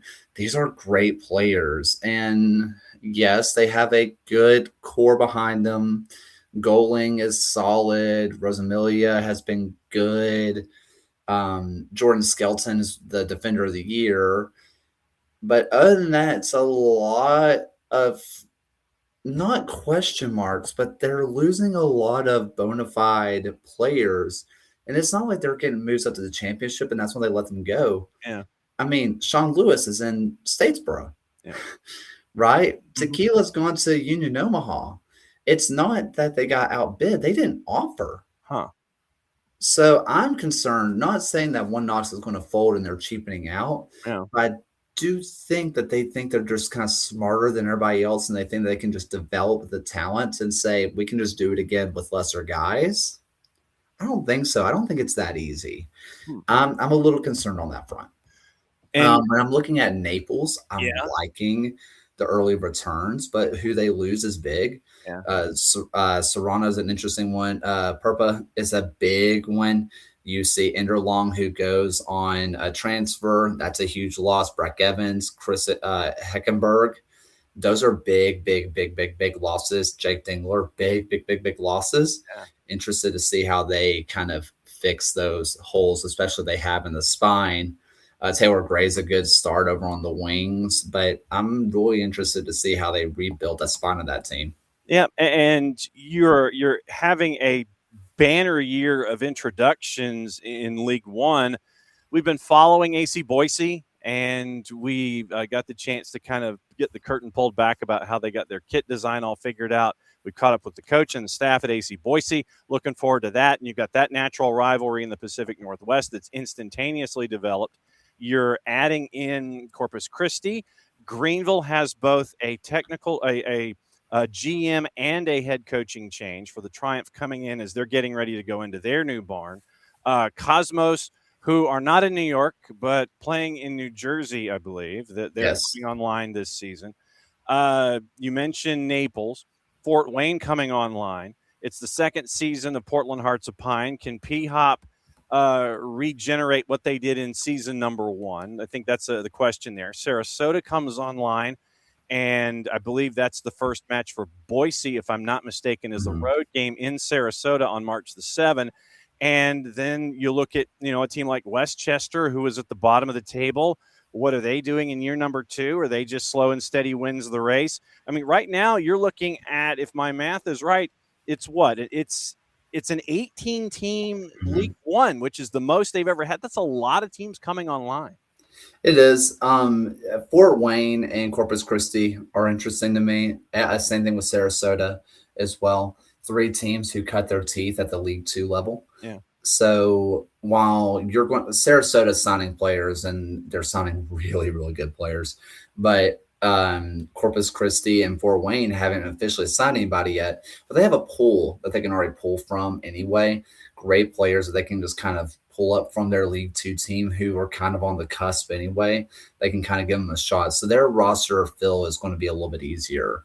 AC Boise, they have Nate Miller. I don't know what you want me to say. I trust anything that he does. If you tell me Nate Miller's in charge, sure, man, you could run me out there, and I feel like I could get you a point or two. That's how much I believe in Nate Miller, not in myself. But I'm interested to see how these roster construction go. The not in New York Cosmos, they're bringing in players. They're bringing in players that I like, but how many of them are still with working legs, right? Sebastian Wanzati was kind of the big one. Like, look at this. Look at who he signed. How much does he have left in him? You look at someone like Ajmir Spengler. He was good for Texoma. He was a shining star in Texoma. How low is that bar? Yeah. I'm interested. They're bringing in a lot of local talent, which I do like. So maybe this is talent that I just don't really know about, because I got to be honest with you. I'm not out there scouting college kids. I don't have time. Come on. So I know I don't have the love of the game, but I'm interested to see how that kind of works and how they're going to work within that. I'm very fascinated, but we see a lot of teams who haven't really made moves yet, but I'm not really sure if that's going to be because they have a pool they're ready to announce, but they can't announce for various reasons, or if they're waiting to see what happens through the first dominoes that fall. Are they waiting to shift through what's going on here and say, okay, what's kind of left? Oop, here's a gym, here's a gym, here's a gym. Why go for what's on top when you can make a competitive team who can still make the playoffs and not spend as much money and not have to deal with the competitive, this team's offering me this team's offering me this team's offering me this. I don't know. Sarasota, just to give folks an idea, signing Chandler O'Dwyer for the midfield, Anderson Rosa for the back line, Andres Rodriguez for the midfield. Callum Stretch was an interesting one on defense. Great one that they picked up there for Sarasota as well. When you look back at 25, was there something, I guess, let's take it this way. Biggest surprise, biggest disappointment, and you can take it league at a time, or you can blend championship and League One together. Was there a biggest surprise and a biggest disappointment for you in the USL last year? The biggest surprise for me was Westchester. We were just so certain that they were going to be great. Yeah. We looked at the team and we said too good to fail. We thought they were the third best team in League One before the season started, and their offense was awesome. Their attacking wingbacks were amazing. Unfortunately, those attacking wingbacks didn't do the defensive part of the back. Get back there, please, for the love of God, defend. Towards the end of the year, they started doing that, but it was a little too late. Yeah, that was a really big shock for me. I was very surprised that they kind of fell the way that they did with the talent that they brought in. I'm hoping that this year, with a new coaching staff, that they're going to be able to shake some things out. Greenville was also a massive surprise to me. I love what they had on paper. I really like the coaching staff, but nothing just ever seemed to truly click, and I don't really know why. Hopefully that'll get going. On the championship side, I feel like there was not a ton of surprises for me other than Orange County, who I thought was the best team in the West last year.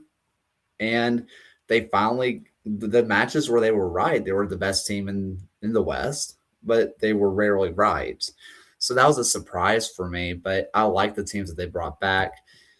The biggest, I'm just trying to think it through, anybody else that really shocked me. Either way, the biggest surprises, biggest disappointments, not really. I feel like for the most part, Lexington kind of did their thing last year where they brought in 75 players or something, and they didn't make the playoffs. But also Lexington kind of built that reputation already. Mhm. So it didn't shock you. You just kind of laughed.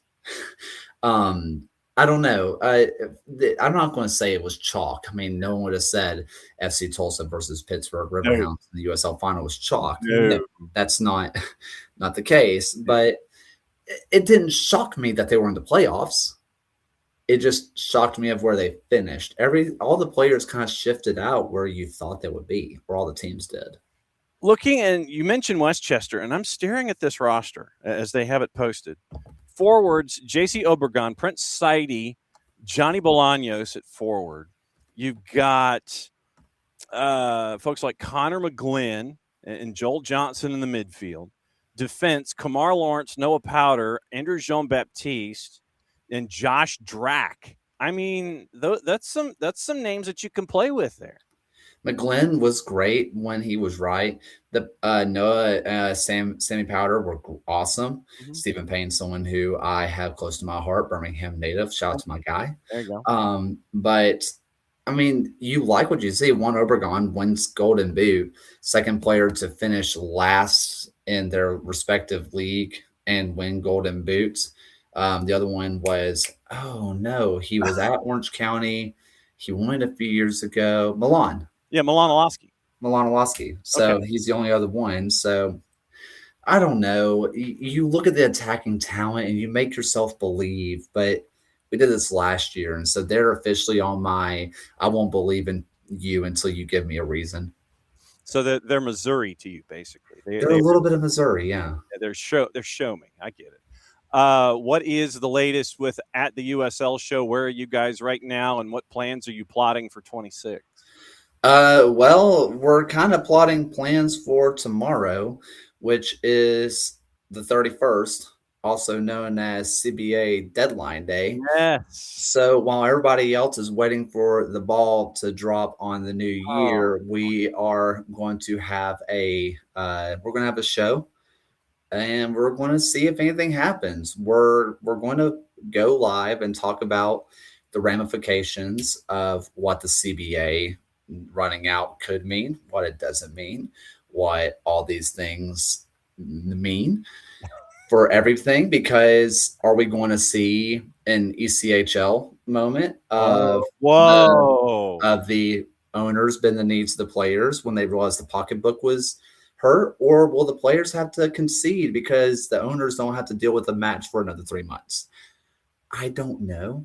And I'm really fascinated to see how it works out. If someone scabs, if someone breaks through the lockout, how will they be treated by their teammates? I don't know. Will contracts that have already been signed but not announced, will they be put on hold? Will they be voided? I don't know. Yeah. And so we're going to talk about all that tomorrow night. It's going to be at 9 p.m. Eastern Standard Time. And we're not going to go live until deadline time. Maybe we will. I don't think we will, but we could. But we're going to try to break it all down of what the lockout actually means. Okay. And that's why we like to have you up to break everything down for us and be our tour guide when it comes to everything going on in the USL, when it comes to Championship, League One, and etc.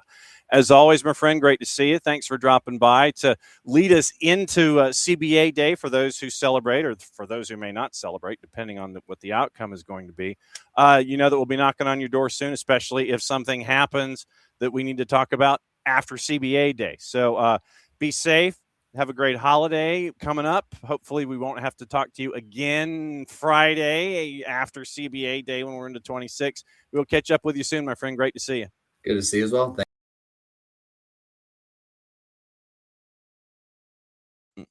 Yeah, it might help if you unmute your microphone. There you go. Kaylor Hodges, is always great to catch up with him and find out what's going on. Lots going on in USL Championship and USL League One. So USL at the USL show at Kaylor Hodges. And that's the breakdown of the latest there. And there's a lot of the latest there. Speaking of a lot of the latest, a couple of signings. We're tracking Connecticut United as they're coming online in MLS Next Pro. They've signed Kawa Paixão, comes to Connecticut after spells in Brazil and Ukraine. That was on the rumor mill for a bit. Speaking of Lexington has inked Philadelphia Union keeper Oliver Semla to a multi-year deal, pending league and federation approval. Now entering his fourth year, USL Championship. Philadelphia Union, North Carolina FC, Lou City. Posted a 68% save percentage in his career, 36.2% clean sheet percentage across all comps. You get a quote from Semla from Lex SC. 17 appearances in MLS play in 24, 49 saves, and 5 in his lone CONCACAF Champions Cup appearance. After not appearing for the Union in 25, loaned out to North Carolina FC. 13 goals, 11 appearances for North Carolina, making 26 stops. Initially drafted 41st overall in the 22 draft out of Marshall. Inked his first professional contract with Lou City. So everything's going with like Lou City and Lexington here. So Semla joins Brooks Thompson, Logan Ketterer as the keepers named to Lex's USL Championship roster in 26. And to the point that I was making with Kaylor, here's the roster right now for Lex going into the 26 season. Ketterer, Semla, and Brooks Thompson, defenders, and this is just some of the names. Arturo Ordonez on defense. Midfielders, Michael Adedikan, Latif Blessing. Latif Blessing is in Lexington. Luis Felipe, Nick Firmino is still there. Aaron Malloy is there in the midfield and forwards. Philip Goodrum, Brodilio Rodriguez, Malik Henry Scott, and Milo Yosef. So that's what Lex is bringing to the table, and that came out as of 45 minutes ago. So Oliver Semla is now added to the stacks in Lexington as they continue to just build a roster upon builds coming up in 2026. A couple of other quick notes from Alex Crook and Ben Jacobs. Nathan Ake snubbed to move to West Ham, and a snub to Nuno. Well, I wouldn't want to go to West Ham at this point right now. And Al Hilal have not given up on persuading Ruben Neves to stay. They've made an improved 2-year contract offer. He's yet to respond. Manchester United made an informal call, but haven't advanced anything so far. Juve and Atletico de Madrid are interested. AFCON, that is coming up in just a little bit. And we'll get you into your juice boxes and your notes for AFCON coming up today. It is Tanzania and Tunisia and Uganda and Nigeria. Tunisia favored at a -179, Nigeria at a -118. 2 o'clock, Benin is a +1,000 going up against Senegal, who's a -357. DR Congo is a -455 going up against Botswana, who does not have a point in their first 2.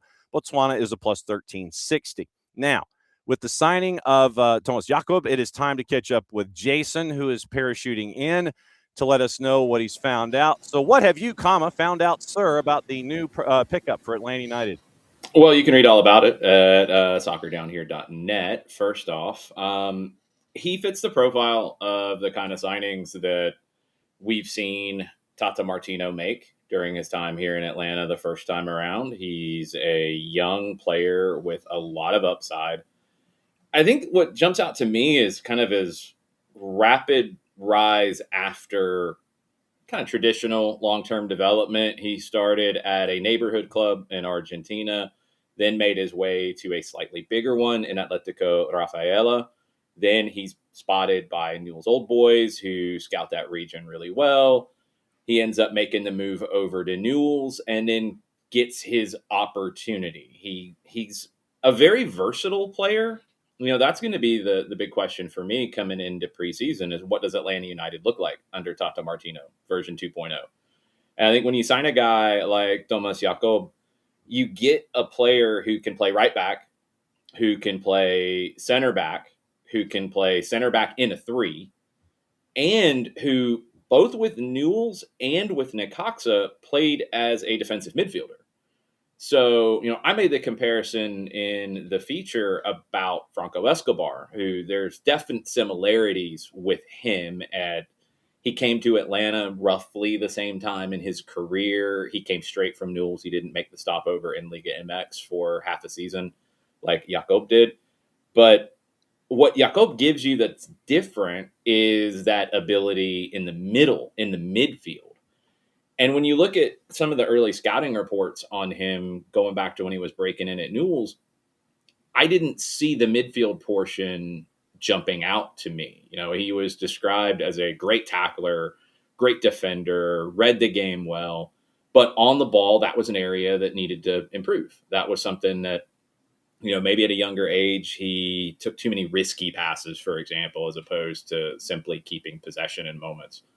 But he's been able to make that transition. And the story that I highlighted in the article that that really stood out the most to me is, look at 2025 for Tomas Jacob.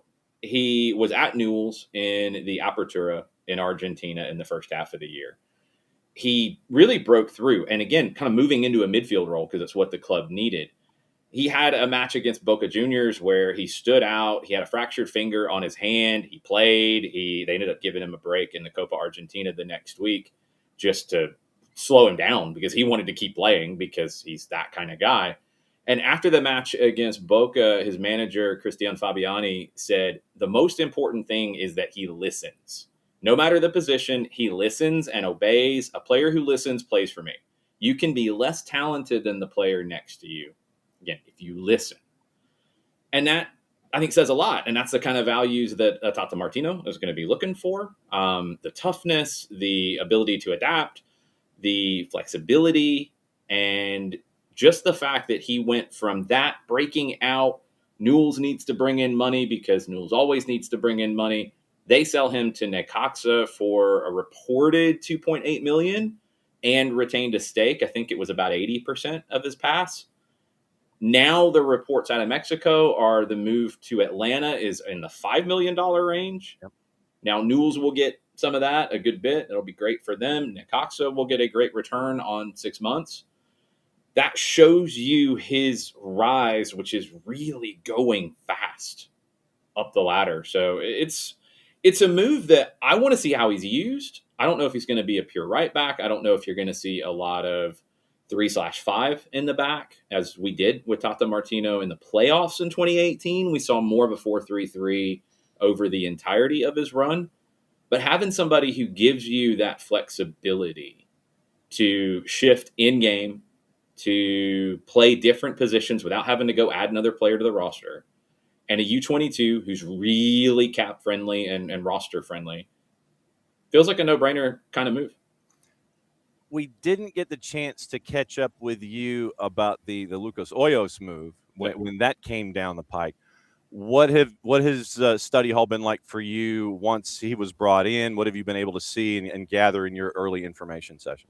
He's a veteran. He's trusted. He's what you need in the situation that you're in with Atlanta United, where you have 3 very promising goalkeepers in varying stages of development.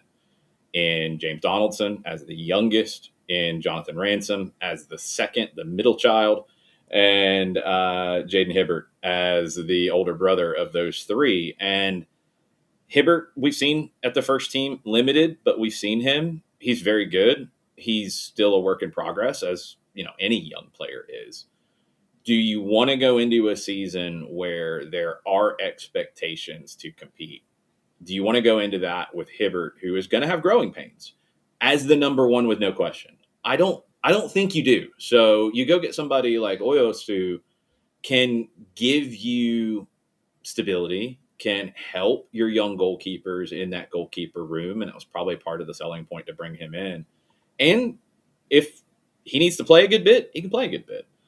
You've also got the Lamar Hunt U.S. Open Cup that you're going to be playing in, so you're going to need some extra players. You're going to play a lot of games in a short period of time. Goalkeeper is different, but that second half of the season is going to be a lot of travel, a lot of games in the midweek. You're going to need a deep squad, and goalkeeper is a position that you needed depth in. It makes sense. How much time do we have before we get to training camp? I believe 2 weeks-ish. I think they might report a little bit before they actually hit the field. I'm not quite sure of the timeline of everything. I do believe, I don't think it's 100% confirmed, but I think it's mostly confirmed that Dukes and Bell, 92.9 The Game, are going to be at training camp in the first week. A lot of players will be on the air, a lot of conversations. Of course, I'll be there and talking with Mike and Carl and getting you ready for the season before the team then goes to Florida. And then comes back and then goes to Texas, it looks like, and then comes back and gets ready for the season coming up in late February. Okay. Another couple of topics on the table. How long do we have you? 5 minutes or so. Okay. We'll get you to the topic. So let's go AFCON, because I talked juice boxes a little bit coming into today. And so right now you've got the favorites are prohibitive favorites for the most part going into the match day. Once again, it is match day 3. It is matches being played simultaneously. We've got 2 of them coming up in 5 minutes, and then 2 of them coming up at 2 o'clock. And it is looking at Tunisia and Tanzania at 11, Nigeria and Uganda at 11, 2 o'clock Senegal and Benin, DR Congo and Botswana. Obviously, the 2 o'clockers, unless something shocking happens, it's Senegal and DR Congo that you're looking at as prohibitive favorites, and you got Nigeria, Tunisia as favorites coming up at 11 o'clock. Yeah, I mean, it feels like a day for the favorites. We'll see if any of the underdogs can cause a stir. Tanzania has a chance to jump. I think the element of it that is really interesting when you look at this, one, Benin should get through with 3 points as a third place. You have 2 teams that finished yesterday on 2 points in third place. So that opens the door for anybody who gets to 3, with 4 teams going through from the third place teams into the knockout rounds. If you get to 3, you're pretty much going to get there. So Benin's in a good spot. Tanzania needs to get to that. I don't think 2, if they lose to Tunisia, then you're getting into goal difference. They'd fall behind Angola in that fact if they lost. So they need to go for it. That could create some fun in the 11 o'clock. So that's the game that is the most interesting to me. On the other side, Senegal has not quite been as good as I expected. DR Congo has been better than I expected. I think it falls in a really nice way that DR Congo can win the group, because I could see Senegal and Benin being a draw. I could see them canceling each other out. And then looking ahead to tomorrow, Cameroon has been a team that needs to make a bigger jump. I mean, I feel like when you look at Cameroon and Nigeria, 2 teams that didn't qualify for the World Cup, that I thought that put more pressure on them coming into this tournament, because they had to get something out of 2025 since they missed out on the World Cup. Nigeria has risen to that challenge. Cameroon has been good. I thought their draw with Cote d'Ivoire was good. I thought they looked good. They didn't get the win. They need to win, and they need to keep putting that pressure on, because the knockout rounds, when you start looking ahead, some of the matchups are going to be very interesting, with a team like Senegal that could fall into a second place spot, with South Africa in a second place spot that's going to be dangerous. Mali hasn't really gotten it together, but they have the talent to be a difficult second place team. If Cameroon's a second place team, or Cote d'Ivoire, those are very good second place teams that create some drama in the bracket. Okay, so I haven't played it yet, but I probably will once I let you go. When I mentioned El Kabi and bicycle kicks, it's just ridiculous. I mean, it's hard to have one bicycle kick in your highlight reel for your career. Pelé had multiple, and you didn't have a whole lot of highlight reels back then, but he had multiple, and it's like, wow, he's the master of this. El Kabi's got 3 unbelievable bicycle kicks in the last half of a year. He's got 2 in this tournament. It's insane. And to do it the way that he is getting these, it's not the traditional way with a cross from the side and he's timing it and going up and hitting it. He's falling back, which to me makes it even more difficult, because the ball is not quite directly going over your head, but close to it. So the timing feels like it's even more challenging to get it. And he's done it twice in this tournament. I mean, put those aside, he's had a great tournament in total. And this is a player who's played in a lot of different spots. He's north of 30, if I'm not mistaken. Yeah. A player who is breaking out. And when you start to look at what the legacy of this tournament is, I think it could be some of those players who, we know the stars and we know some of the young up and coming players that get highlighted in AFCONs previously and get highlighted out of the continent. It's the guys like him. It's players who are in either the, just after the prime of their career, or at the back end of the prime, or in the prime of their career, who haven't had those opportunities to be in big spots, who are showing in this tournament that they have the level to be there. So I'm curious if you get into January, a team that needs a striker says, well, he's hot right now. let's go get him. Let's go spend the money. I think that could be the real legacy of this tournament, is some players maybe unexpectedly getting nice moves on the backside of the tournament. And I know that you're keeping a list of those too, for just for a list of, I want to see this guy wearing 5 stripes. Right, Olympiacos right now is in the driver's seat with 32-year-old Ayoub El Kaabi. So that is and Olympiacos will sell if the money's right. They will absolutely sell. And he's one of those guys that, could he go to Spain and do well in like a mid-table team trying to get into a European spot? Absolutely. Could he go to England and do well? Absolutely, he could. Like, there's a lot of different spots that he could go and thrive. And when you have a player with his experience and his form, you'll cut a big check and you'll go get him. Like, I would be watching to see where he ends up at the end of the January window. All right, it's 11 o'clock. You turn into a pumpkin. Good to see you, my friend. Thanks for crashing. Yep. Adios. All right, there goes Jason. So Jason gives the update on Tomas Jacob, and let's everything break down there. So good AFCON update with Jason. Good update on Jacob for us here on the morning show. Now let's get you into what you can watch, where to watch it, and how to watch it. And that's always brought to us by our friends at Fanatis, fntz.co/soccer down here. And when you become a subscriber at Fanatis, you get to add a bunch of leagues that you didn't have the chance to watch previously. With all the BNs, you're looking at France, you're looking at Poland. They've added this year, and you're looking at a lot of stuff in South America, Libertadores and Sudamericana, and let's see. I think Leagu One Max Pro is a part of it as well. TVV is there. CDO is there. There's Kacey is there. So let me see what is currently going on Fanatis, just to give you an idea as to what you would be watching when we are done. Actually, you'd be watching AFCON first and foremost, either on BN or BN Espanol. So you have right now, you've got pregame for both of those matches. Actually, they're a minute and a half in. So they're a minute and a half in. All the BNs, Kacey, Gold TV, CDO, CDO2, and TVV. So that is currently what is going on. The channels that you have that are available to you, once again, CDO, CDO2, TVV, that's a part of it. And you get we've seen Tigo Sports drift in. We've seen CATV drift in. And it's been a bunch of different places where you can get Fanatis. And once again, it's fntz.co/soccer down here.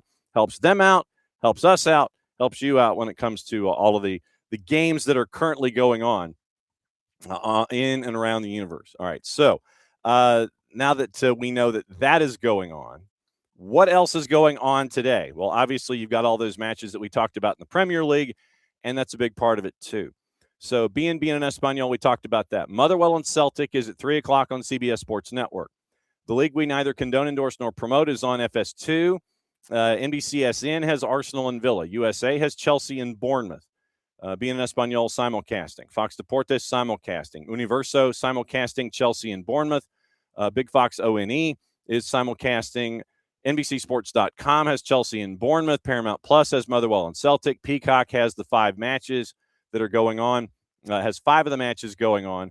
3 of them at 2:30. 2 of them at 3:15. And Wednesday's ESPN Plus A-League happened very, very early this morning. So that is where we are. So that is what to watch, where to watch it, and how to watch it for today. Also, give you a John Textor update, and it's kind of an update within an update.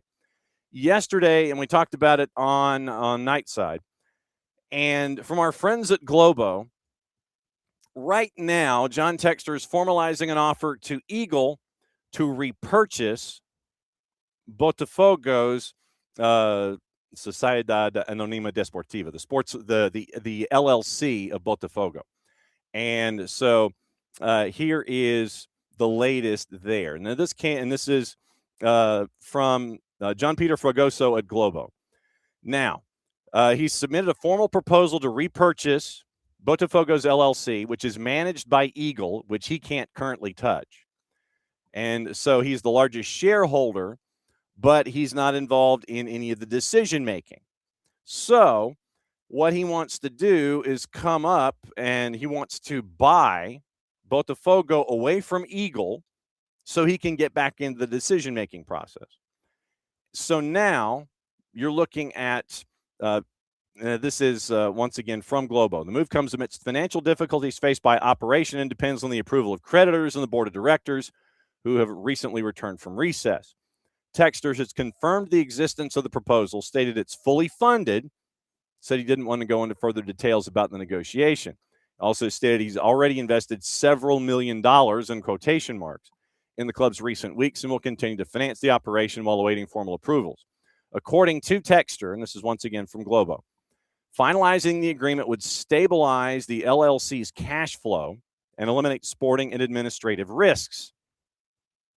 I'm going to pause that sentence right there. However, those involved in the process are treating the matter cautiously until there's definitive confirmation of the source of the funds and formal statements from the creditors. And so that came out combination of yesterday and today. And so that is what you're looking at from Globo when it comes to what is John Textor's latest. So we caught up with some of our sources, and it appears that he is trying to gain he's trying to get some funds put together rather quickly so he can pull this off, basically, is what we were told. So right now, looking for something in the neighborhood of 9 figures. And so what they are trying to do is see if they can get more funds brought in from the outside, see if they can in turn retire some of the outstanding notes that are held on Eagle and its percentages. And we'll go over that in a second. And so the money that they are seeking would be for operating capital for Eagle.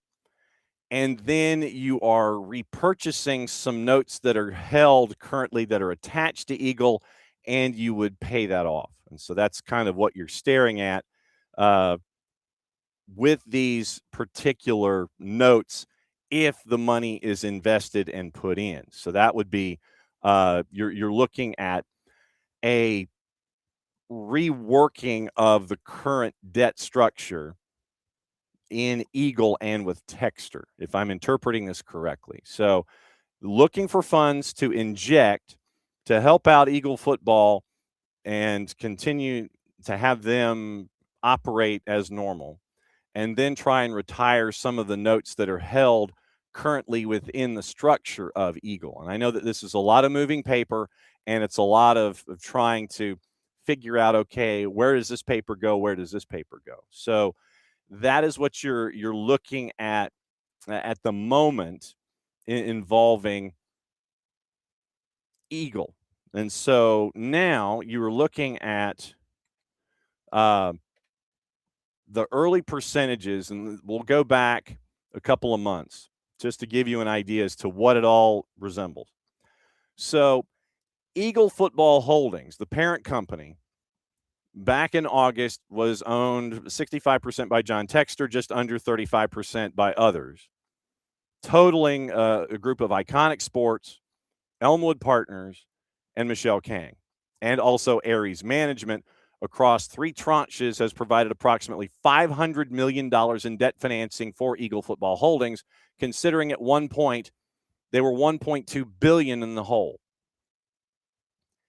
Eagle Football Holdings Club's Bidco, and this is the acquisition vehicle, is mostly Olympique Lyonnais, Botafogo, and RWD in Brussels. Media reports suggest that Aries forced Textor to sell his 43% stake in Crystal Palace, of which was sold to Woody Johnson for £190 million back in July. Aries got a majority of the proceeds from that sale. Eagle, $1.2 billion in the hole, including total debt, almost $500 million at the point in August owed to Aries, which includes $159 million at a 19.4% interest rate and $75 million to Iconic at 11% annual. And remember that Textor and Iconic had that disagreement where it got so bad that Iconic was suing Textor from England, and Textor was countersuing Iconic from Florida. I think those are the directions. One of the parties was in Florida, one of the parties was in England. I think it was Textor that was countersuing from Florida. So that's the Bidco vehicle. And then you have potential seizure of stadium assets. The Groupama Stadium worth $346 million as collateral if Aries insisted on any kind of immediate payback. Botafogo is 90% Eagle with the LLC and 10% the Botafogo Social Club, but they own 100% of the LLC shares structure. And like I said, I know this is a boatload. This is a boatload of like moving chairs and paper and everything. So just kind of bear with me here. July 31st had a court order of the precautionary seizure of the Bidco shares in Botafogo of the LLC. Court action was initiated against Textor by Botafogo's own legal team to protect the club from financial exploitation. It's $27.2 million in debt owed by Eagle to Botafogo. So, not knowing what the current number is, it would be taking the money that is requested right now or being sought by Textor, who claims he has it. I don't know where that money goes. Does that money go to pay off the debt that is owed by Eagle to Botafogo and you still have money left over? Or is it just, once again, we'll slide the debt over here and this is stuff to get you through the day? Eagle's 90% stake in the Botafogo SAF was frozen back in July 31st. Eagle can't sell, transfer, or negotiate the Botafogo shares until the debt is settled. So that is taking the insight on this, my guess is that as we read down this list from the court order in July, Textor will be taking that money that he says he has in hand, and I'm guessing he's going to pay off the debt that is currently there that has created a bit of an issue when it comes to all of the money that is floating around right now. So you'd have that money taking care of the debt so Botafogo could have its transfer embargo removed, and you can get back into making player transfers. So it also prevents a hostile takeover with Aries or other creditors not accessing Botafogo as collateral. Back in 23, a regional labor court previously froze Botafogo's assets over 10 million real in unpaid debts. And this was where the discussion was about John Textor and his buddy Evangelinas Marinakis getting together, and that was where those conversations started. And remember, Marinakis and his players and that whole conversation that we got into where Textor said that you were given discounts on some and it was evening out on others, and that didn't really seem to go well on the Botafogo podcast that he was a guest of, and claimed that his statements were misshapen and taken out of context. So Textor was looking for creating the new holding company. And what this would do is that would end up helping out this new grouping to acquire Botafogo. And so this was also where it was thought that Marinakis was helping out Textor with backing at the time. And like I said, this is back in August. And I don't know if this is the same storyline or if this is Textor operating independently or if this is the same storyline being revisited that we talked about back in August. If this is Marinakis and Textor and this sought number of funds to help get Botafogo and RWD in Brussels. And so remember once again that Marinakis wanted to buy Vasco da Gama and Sao Paulo in the past. Is this that window reopening? Back to Iconic. $75 million equity investment in Eagle to support the acquisition of Lyon back in December 22. Broader consortium with Iconic negotiated a put option allowing them to force Textor to buy back the stake plus 11% interest if the SPAC merger failed, and that's where those two lawsuits, the lawsuit and the countersuit, came into play from earlier this year. Back in July, and so it was. Okay, so I did have that right.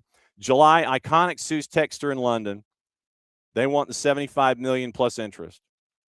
Textor countersues, alleging securities fraud and claiming Iconic knew the SPAC would fail because of one of the members' alleged ties to sanctioned Russian individuals. Iconic was formed back in 21. Jamie Dinan, founder of the York Hedge Fund and owner of the Bucks. Alexander Canaster, founder of Pamplona, who's the owner of Pisa. Edward Eisler, Eisler Capital, multi-strategy hedge fund headquartered in London. And Tifosi Capital, an advisory, CEO Fausto Zeneton, based in London. He was part of the Milan takeover by Oaktree, appointed to the Inter Milan board of directors back in June of 24. And then Ares Management's investment in Inter Miami was facilitated by Tifosi. And this is why we've had our friend Jason Stevens here on Tuesdays traditionally to make sure that we understood where all of these moving parts were. So we get to catch up with Jason. Hopefully we'll catch back up with him. He's attending to some family matters right now, but that's where all of this is heading. So Tifosi is engaged in Venezia, Norwich, QPR, Peterborough, and Stevenage. And Elmwood is also a part of this. They're a minority investor in Eagle with links through John Textor and his technological companies. And a lot of folks are asking, why is it that folks continue to be with John Textor? And it is that last part. That last part of it where it is Textor and his other business interests continue to have these folks dive back in because they're looking at football as an element of the larger discussion with John Textor. So they look at all of the other companies that he's attached to, like Fubo TV. They look at the technology part of the Textor portfolio, and that's why they're still a part of those discussions. And the sports part just seems to be a part of that Venn diagram. So that's what you're, Dave, that's what we're here for, David. So that is the update on John Textor. So that is kind of that's kind of where we are with that. So we'll keep an eye out on Textor and the chasing of the funds and him focusing on other things other than paying Atlanta United. And to kind of put a bow on that, if I am interpreting this correctly, then because of the current lawsuit involving Atlanta United and the judgment from FIFA in Atlanta United's behalf and the money that is owed by Textor, $3 million at 3%, $18 million at 3%, plus a sell-on for Thiago Almada. Because it is still under appeal, that is why John Textor is not being moved emotionally or financially to pay Atlanta United what he owes them. Because as long as it is still in the courts, then he is of no compunction.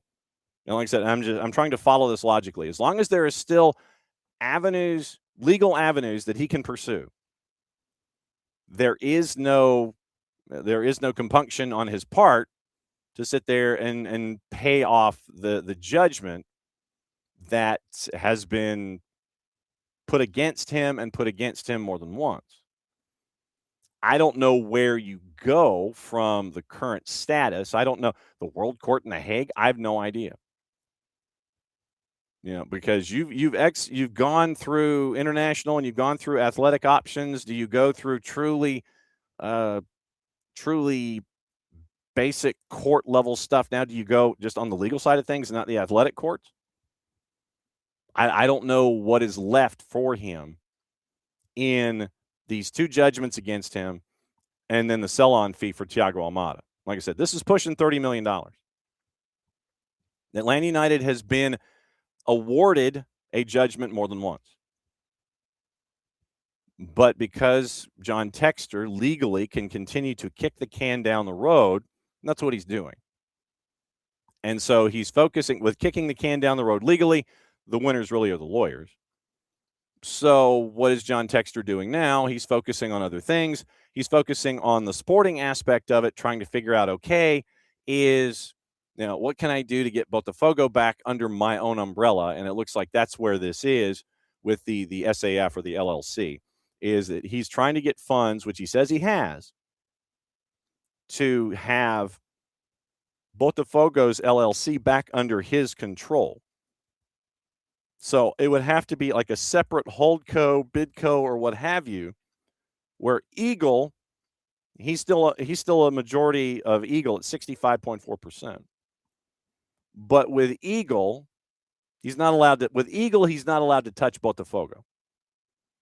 With this new entity where he's trying to just gain the LLC, it would be like, well, one version of me is over here with Eagle. This version of me, I don't know if you call it Eagle 2.0 or whatever, but this new version of me where I'm trying to purchase the Botafogo LLC or the SAF away from its current situation, I'm over here on this side, even though I own Eagle on this side, or I have a controlling interest in Eagle on one side. So I think that's where we are here, if I'm interpreting it correctly. And for another time, I will reach out to him on Instagram and see if he's checking his messages and see if he wants to come on the show to break everything down and find out what he has to say about all of these things. So that's where we are with John Textor. And that's kind of, like I said, I know it's convoluted, but in our conversations that we get to have with Jason Stevens about MCOs and about ownership and about individuals like this, it's a better way to understand what's going on. But with that timeline dating back to July that we've kind of brought forward a little bit, just to give everybody the background on it, that's kind of where we are. So keep an eye on this. This would be where you're kind of keeping an eye out on Brazilian newspapers. And like I said, we check with our sources and see what's up with what the money is and all this kind of stuff and where it can be processed and where it goes from here. So that's your John Textor update for today.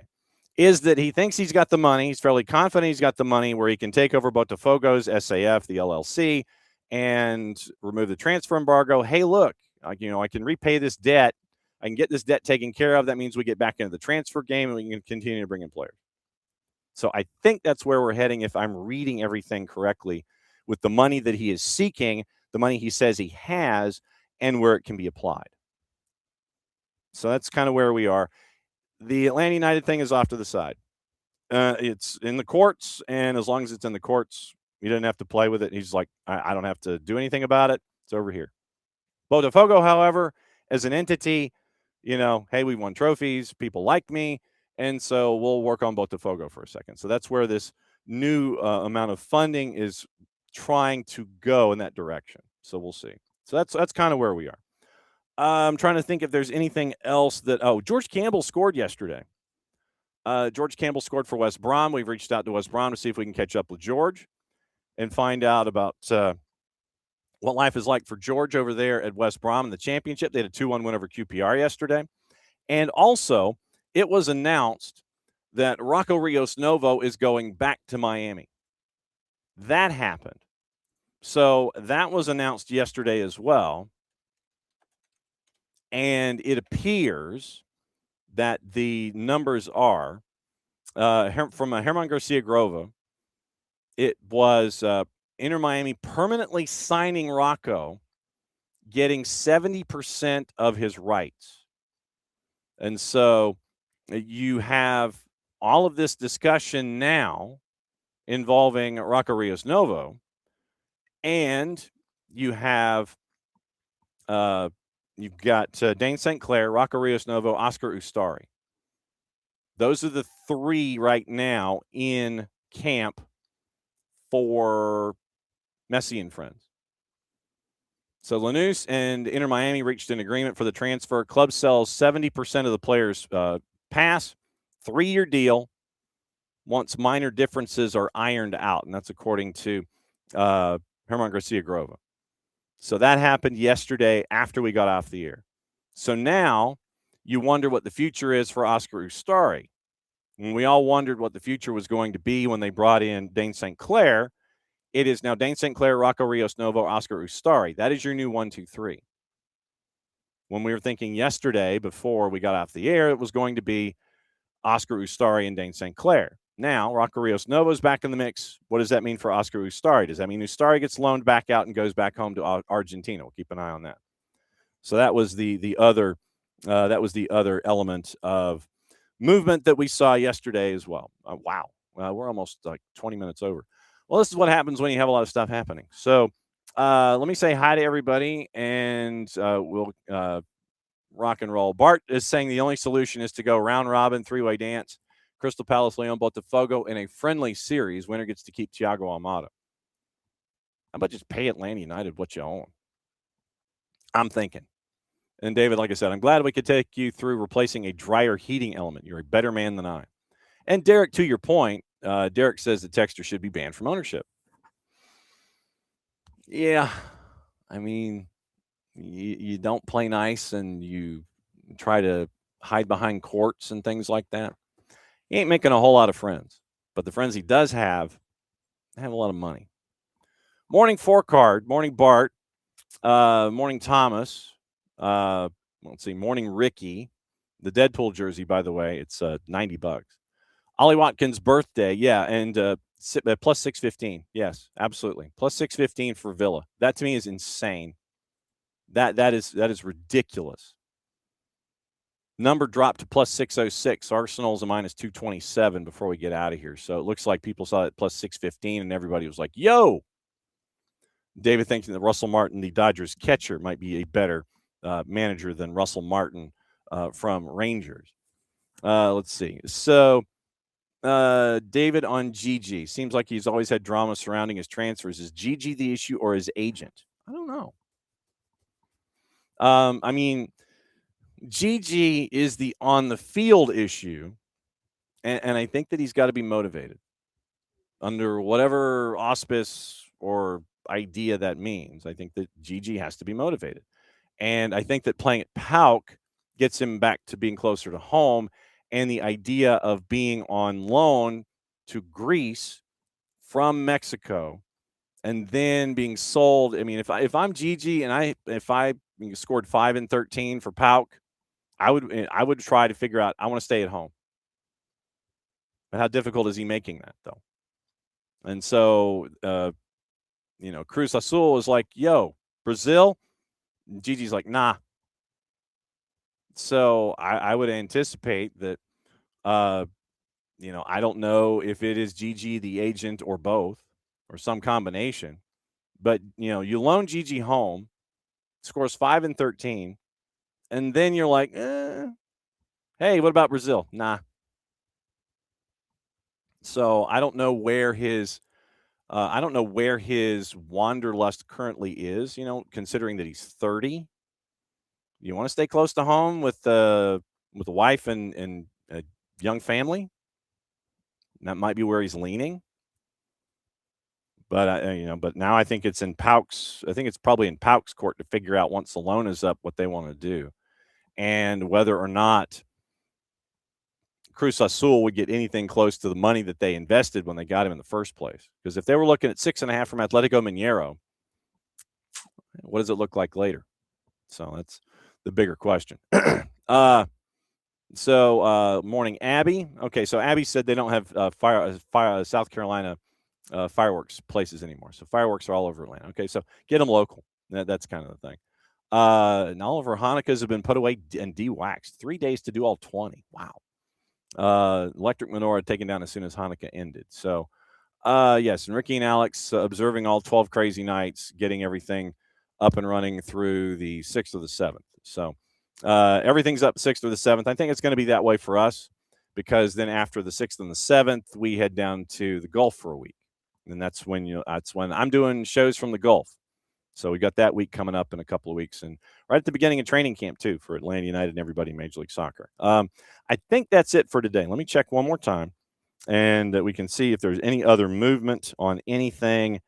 FC Dallas has signed Herman Johansson from Mjölby, and so he joins after their Swedish title run that we've been following. Contract through 28-29, option for 29-30, occupying an international slot. And a quote from Johansson, joined Mjölby in 2020, made his debut in 21, 7 goals in 25 with 8 assists. 28-year-old helped them capture the Allsvenskan with 75 points, 136 appearances, 17 plus 15 in all comps. Andre Zanota with a quote, 2020 season with Sandvikens in Etanora, the third tier of Swedish soccer. Club debut in 2020, began his career promotion to the senior club in 2015, and made his international debut back in November against Slovenia in World Cup qualifiers. So 29 players currently under contract. Herman Johansson, okay, that's new. Herman Johansson is a 28-year-old defender midfielder, 6'3", and via transfer from Mjölby through 28-29 with an option for 29 and 30. So that is that move.